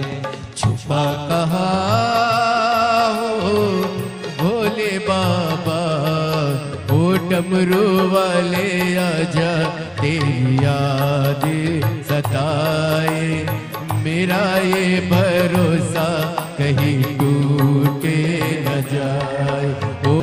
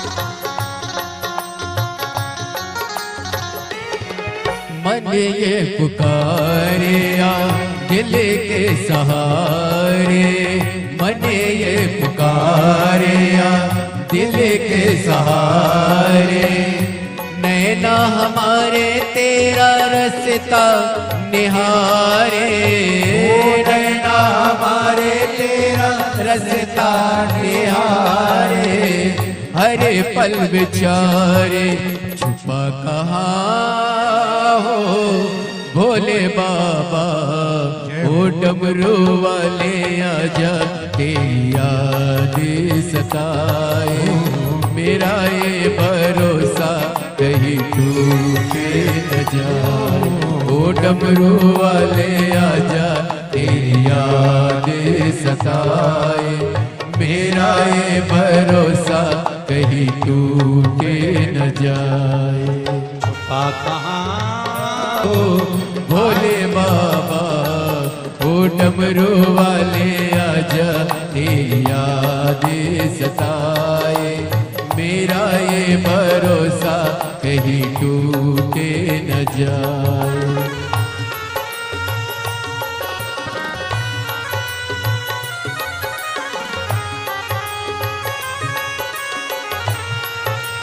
जय हो।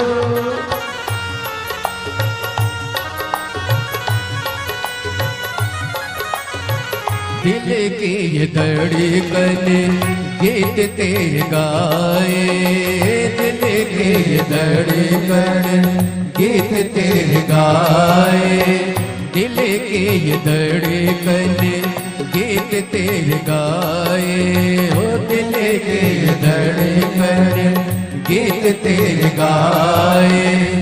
रोती है अखियाँ नीर बहाए, रोती है अखियाँ नीर बहाए, कैसे समझाए छुपा कहाँ हो भोले बाबा। ओ डमरू वाले आजा तेरी याद सताए, मेरा ये भरोसा कहीं टूटे न जाए। ओ डमरू वाले आजा तेरी याद सताए, मेरा ये भरोसा कहीं टूटे न जाए। छुपा कहाँ हो भोले बाबा, ओ डमरू वाले आजा तेरी याद सताए, मेरा ये भरोसा कहीं टूटे न जाए।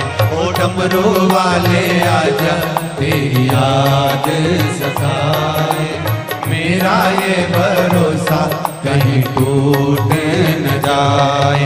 ओ डमरू वाले आजा तेरी याद सताए, मेरा ये भरोसा कहीं टूटे न जाए। ओ डमरू वाले आजा तेरी याद सताए, मेरा ये भरोसा कहीं टूटे न जाए। ओ डमरू वाले आजा तेरी याद सताए, मेरा ये भरोसा कहीं टूटे न जाए। ओ डमरू वाले आजा तेरी याद सताए, मेरा ये भरोसा कहीं टूटे न जाए। ओ डमरू वाले आजा तेरी याद सताए, मेरा ये भरोसा कहीं टूटे न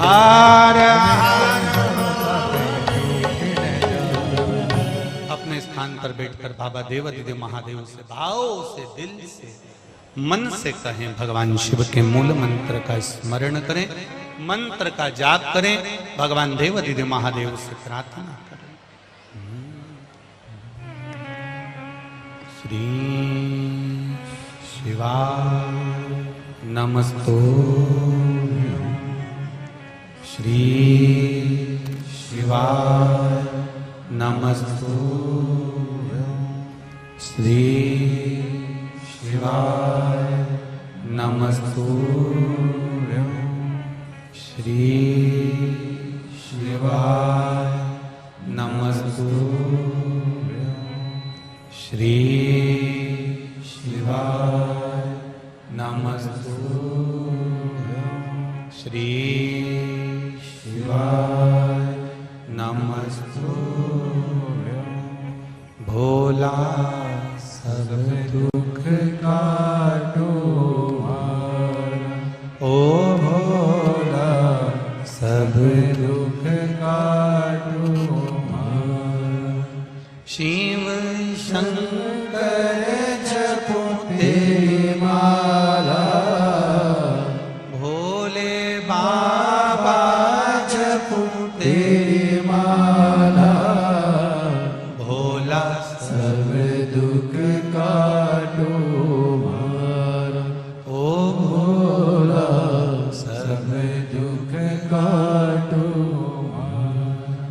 शिव की कथा कह रही है।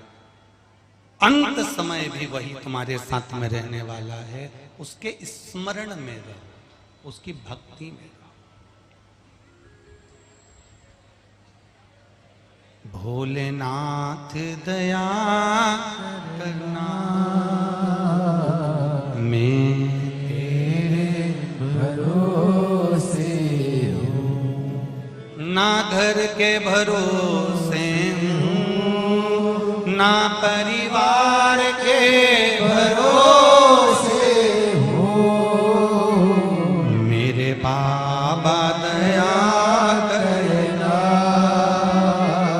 मैं तेरे भरोसे हूँ। आप उसके भरोसे पर, हम उसके सहारे पर रहना चालू कर देते हैं, हम उसके भरोसे पर रहना चालू कर देते हैं, तब वो हमको संभाल लेता है। एक बार प्रैक्टिकल करके देखना, मायके जाओ तो बच्चे को सास के सुपुर्द छोड़कर चले जाओ, संभालेगी कि नहीं संभालेगी? जम के बोलो जरा, संभालेगी ना? क्यों? अब उसको मालूम है कि इसकी मम्मी गई हुई है, इसके पापा गए हुए हैं, इसकी आई यहाँ नहीं है, तो वो संभालेगी, वो संभालने का प्रयास करे। आपने कह दिया कि आपको संभालना है, तो वो माँ संभालती। आपने कह दिया आपको संभालना है, तो पिता संभाल लेता है। आपने महादेव से कह दिया, देवाधिदेव महादेव से कह दिया, मेरे ओघड़ दानी मेरे भोलेनाथ जी से कह दिया, आपको संभालना है, तो मेरा महादेव संभालेगा जरूर, ये निश्चित है, संभालेगा वो।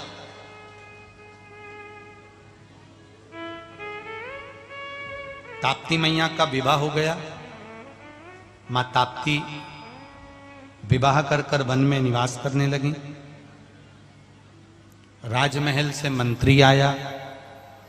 मंत्री ने कहा कि ये तकलीफ है, तो राजा सवर्ण अपनी धर्मपत्नी माता ताप्ती को लेकर पहुंचे। गए, जब गए पहुंचे, नगर में देखा, पूरे नगर में देखा अकाल पड़ा हुआ है, पीने का पानी नहीं है, अन्न का भाग नहीं है, भोजन के लिए कोई सुख नहीं। पूरी हस्तिनापुर एकदम वीरान सी पड़ी हुई है, कोई खाने के लिए अन्न नहीं, पानी नहीं, त्राही त्राही मच रही है, त्राही त्राही, सब परेशान, बहुत बहुत दुखी, बहुत दुखी। अन्न का भाग नहीं, पानी नहीं, भूखे रह रहे हैं, तकलीफ में हैं, कष्ट में हैं। ताप्ती माता से देखा नहीं गया। अभी आपको कहा, आप जिसके भरोसे पर हो वो आपको दुखी नहीं देख सकता।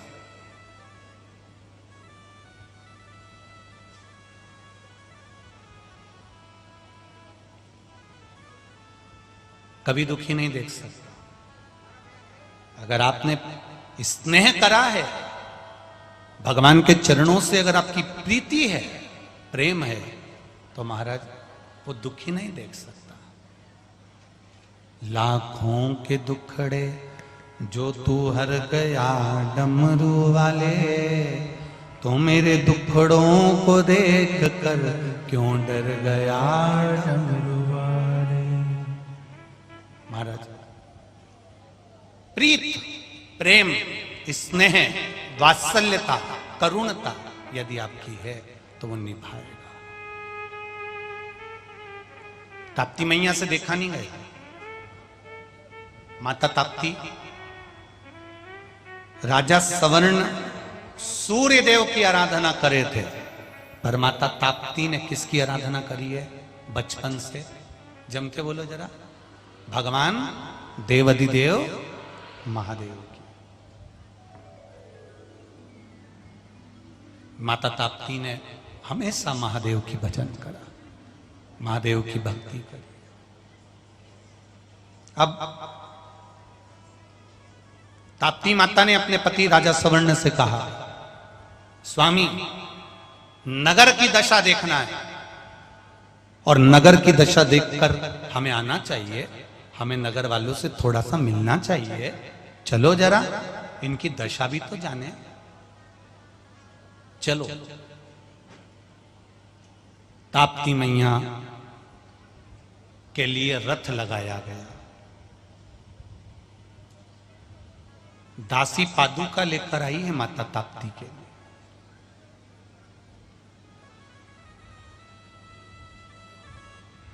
रानी जी ये पादुका। दरवाजे पर रथ खड़ा है रानी जी, चलिए। ताप्ती मैया ने जब दरवाजे से पांव बाहर निकाला तब माता ताप्ती ना पांव में पादुका रथ पर सवार होती। नगर की प्रजा इतनी दुखी हो तो रानी और राजा कैसे खुश होकर रह सकते हैं। मैं ना पादुका पहनूंगी ना मैं रथ पर बैठूंगी। रानी ने जमीन माता से जाकर प्रार्थना करना चाहिए कि मां आप अन्न क्यों नहीं देती हो। ताप्ती ने पूछा। जब माता ताप्ती ने हस्तिनापुर की भूमि पर पांव रखा, हस्तिनापुर की भूमि पर माता ताप्ती जब पांव रखती है तब माता ताप्ती ने पूछा, हे पृथ्वी मैया कि तुम्हें दुख नहीं होता? इतनी संतान तुम्हारी रो रही है, बिलख रही है, भूख से मर रही है और तुम दुखी नहीं होती?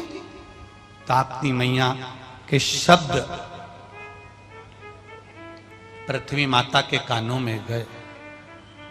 माता पृथ्वी ने सामने प्रकट होकर माता ताप्ती से कहा, मैं पृथ्वी हूं, पुण्य भी मेरे पास में रहता है और पाप भी मेरे पास में रहता है। जब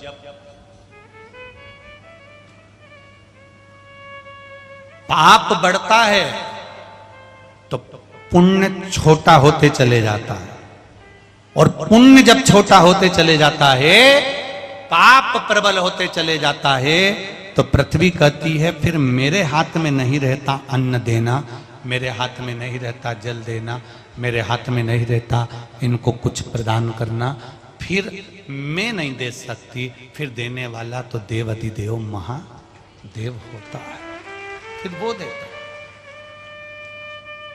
है। ताप्ती मैया ने जगह जगह शिव जी का पूजन करवा दिया, शिवलिंग का निर्माण करवा दिया। उस निर्माण के कारण महादेव उस हस्तिनापुर में आकर विराजमान हुए।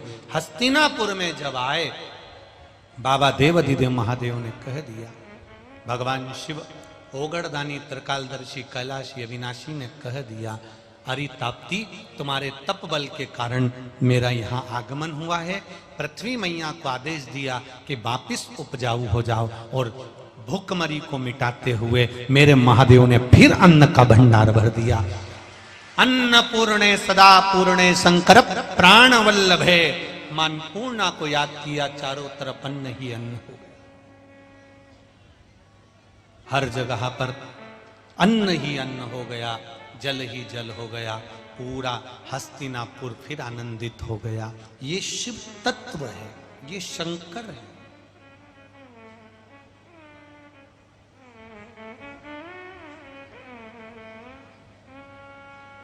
शिव कथा कह रहे हैं। जब हम जितने कदम चलकर देवाधिदेव महादेव के मंदिर जाते हैं, जितने कदम चलकर हम शिव महापुराण की कथा तक जाते हैं, जितने कदम चलकर हम किसी गुरु के दरवाजे तक जाते हैं, शिव कथा कहती है, उतने अश्वमेध यज्ञ हम अपनी जिंदगी के कर लेते हैं। उतने अश्व आप जितने कदम चलकर भगवान की अविरल भक्ति की ओर जा रहे हैं, उतना उतना देव अधिदेव महादेव आपको पकड़ते चल रहे। करो, शिव आराधना का जो सुख है वो साधारण नहीं है। भगवान की अविरल भक्ति का जो सुख है वो साधारण नहीं हो सकता। शिव तत्व की ओर आगे बढ़ो, भगवान शंकर की भक्ति की ओर आगे बढ़ो। ये संपूर्ण ब्रह्मांड के लिए, संपूर्ण विश्व के लिए। और इस कथा को कोई थोड़े बहुत लोग नहीं सुन रहे, पूरा विश्व सुन रहा है। आस्था चैनल पर, फेसबुक, यूट्यूब पर पूरा विश्व इस कथा को सुन रहा है, ताप्ती के महत्व को जान रहा है कि मां यमुना की बहन ताप्ती का भाव क्या है। राजा पुरु ने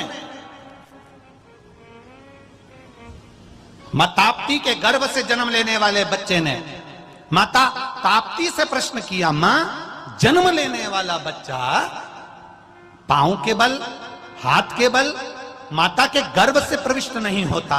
हमारा शास्त्र कहता है मां जन्म लेने वाला बच्चा मस्तक के बल पर बाहर आता है। उसका कारण क्या है?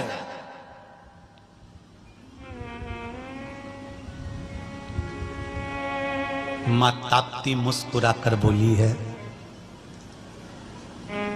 ए बाबू, ए पुत्र, कुरु,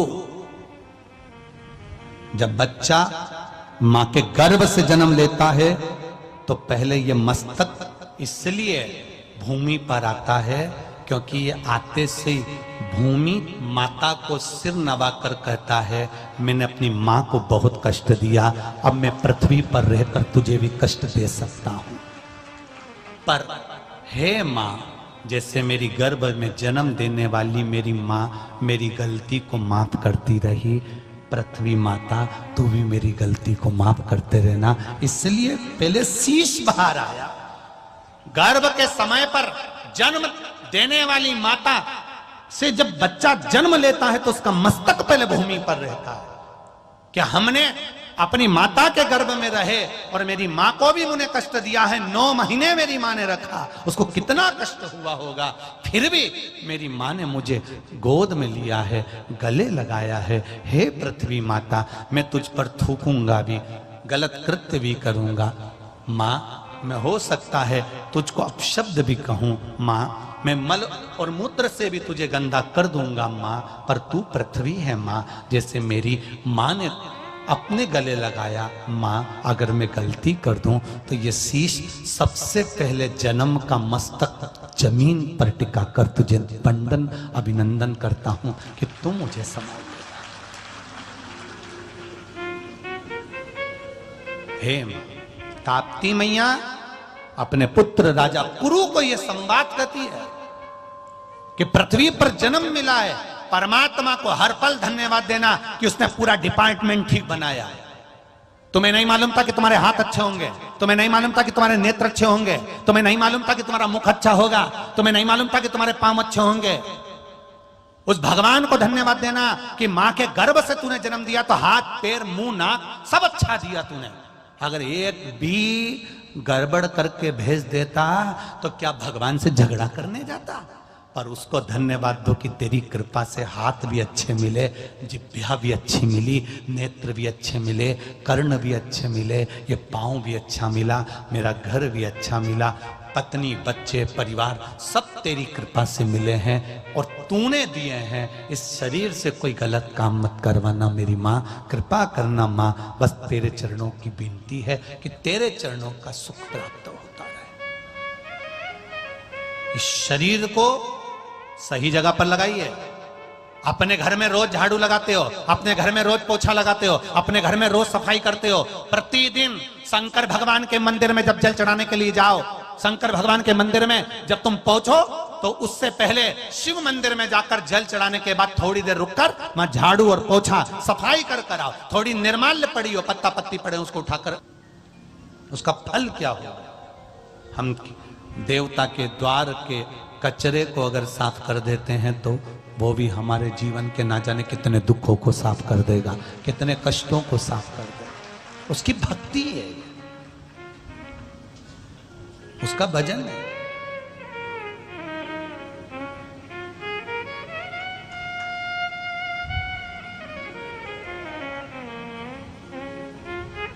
कितना हम ज्यादा कुछ भी भगवान को नहीं दे सकते। हमारे देव अधिदेव महादेव को तुमसे कुछ नहीं चाहिए। ना तुम्हारा करोड़ों का धन, ना वैभव, ना सत्ता, ना दौलत, कुछ नहीं। उसको केवल तुम्हारा एक लोटा जल जो तुम चढ़ा रहे हो वो दिल से चढ़ाइए। और जल भी नहीं दे सकते तो उसकी चढ़ी चढ़ाई बेलपत्र उसके ऊपर चढ़ा दीजिए। वो भी नहीं दे सकते तो एक फूल की पंखड़ी चढ़ा दीजिए। वो भी नहीं दे सकते तो दिल से उसको धन्यवाद दे दो। तेरा ही दिया मैंने खाया पिया है, तेरा शुक्रिया है, तेरा शुक्रिया है। मुझे भोले बाबा ने बहुत दे दिया है, तेरा शुक्रिया है, तेरा शुक्रिया है। ये जायदाद दी है, औलाद दी है, ये जायदाद दी है, औलाद दी है। मुसीबत में हर वक्त इमदाद दी है, मुसीबत में हर वक्त इमदाद दी है। तेरा ही दिया मैंने खाया पिया है, तेरा शुक्रिया है, तेरा शुक्रिया है। ये तेरी कृपा से, ये तेरी दया से मिला, ये तेरी उदारता से मिला है। वरना हम क्या लेकर आए थे, क्या लाए थे? केवल मुष्टिकाएं बंद थी, माता के गर्भ से जन्म लिए थे जब कुछ भी नहीं था, केवल खाली।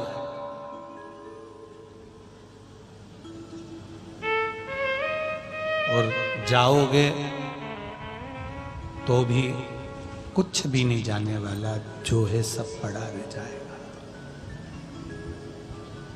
एक से बढ़कर एक साड़ियां अलमारी में रखी है रीजी जी,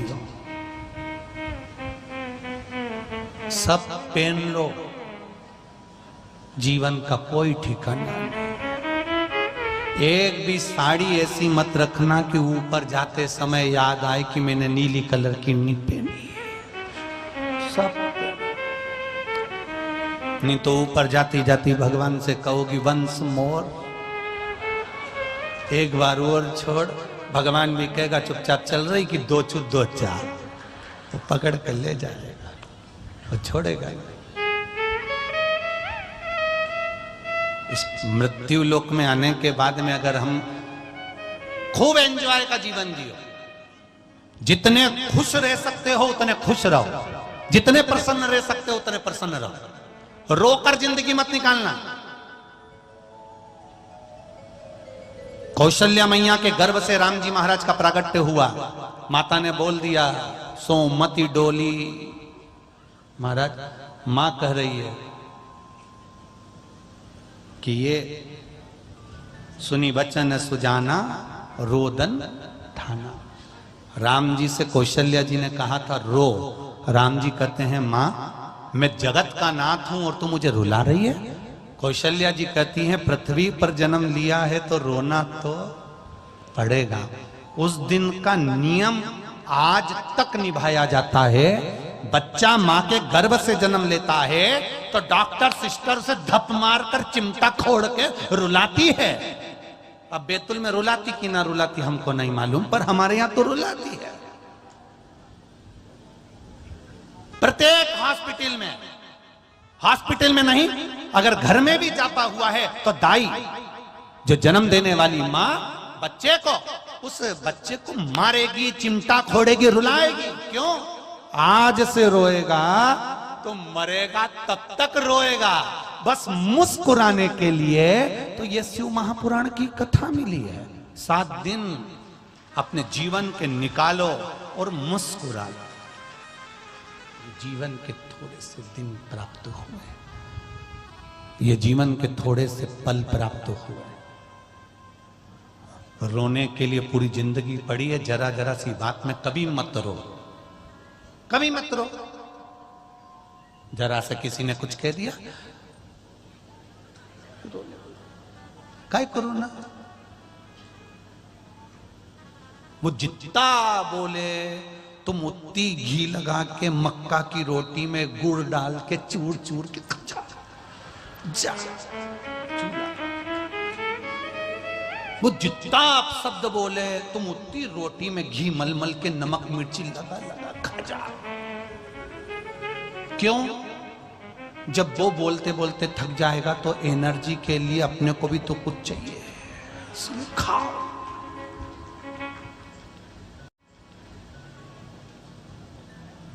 खाओ डट के, रोटी डट के खाओ, पर किसी के प्राण मत खाओ, तुम डट के खाओ। कोई बोले बोले बोले तो अब शिव महापुराण की कथा कहती है, मित्रता अगर करना तो किसी निंदा करने वाले से करना। किससे करना? निंदा। क्यों? निंदक मित्र एक ऐसा होता है जो निंदा करने में कभी पीछे नहीं हटता। निंदक आपकी भी निंदा करेगा, संसार की भी निंदा करेगा। निंदक से मित्रता ऐसा रखना, क्योंकि जो तुम्हारी बड़ाई करने वाले होते हैं वो एक दिन निंदा कर सकते हैं, पर निंदा करने वाला तुम्हारी कभी बड़ा नहीं कर सकता। उससे मित्रता, उससे हित रखो। ये हमारा बुराई बताएगा, हमारे भीतर का कुछ बेकार होगा तो सामने लाके छोड़ देगा।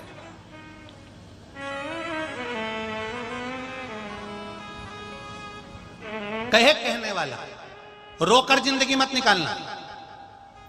लाखों की संख्या में आप लोग आए हो, एक बात यहां से लेकर जाना कि मुझे रोकर जिंदगी नहीं निकालना। दुख आया है ना, मिटाएगा। दुख उसने दिया है तो मिटाएगा भी वही। दर्द उसने दिया है तो दवाई भी वही देगा। क्यों रोए हम और किसके लिए रोए? किसके लिए रोना? छोरा नहीं सुन रहा, बच्चे नहीं सुन रहे, नहीं सुन रहे तो तुम क्या करोगे? रोगे। नहीं सुन रहे तो रो मती धो। काहे को रो? बांस जब तक गीला है उसको नवा लो, बांस सूख जाएगा, कड़क हो जाएगा, फिर नी नबेगा। जो वंशकार समाज के लोग होते हैं, बांस का जो सामान बनाते हैं वो धीरे धीरे छील कर उस बांस से सुंदर निर्माण करते हैं। इसलिए तो हमारे यहाँ का वंशकार समाज का बड़ा महत्व है। शादी ब्याह फंक्शन में सबसे पहले बांस का सामान आता है। सूपड़ा, छोटी सी सुंदर डलियां, उसमें मट्टी लाते हैं, खल मट्टी लाते हैं। क्यों? क्योंकि बांस का सामान होगा, उसमें सबसे पहले शादी की सामग्री की शुरुआत उस बांस के सामान में होगी, तो जिसका विवाह होगा उसका वंश भी बहुत बढ़ेगा। इसलिए बांस के सामान से शुरुआत करते हैं। वंशकार समाज के लोग उस बांस के सामान को, वंशकार समाज के लोग उस बांस के सामान में सामग्री लाकर करते। रोमती, रोकर हमें जिंदगी नहीं निकालना, हमें प्रसन्न होकर जीवन निकालना, खुश हो।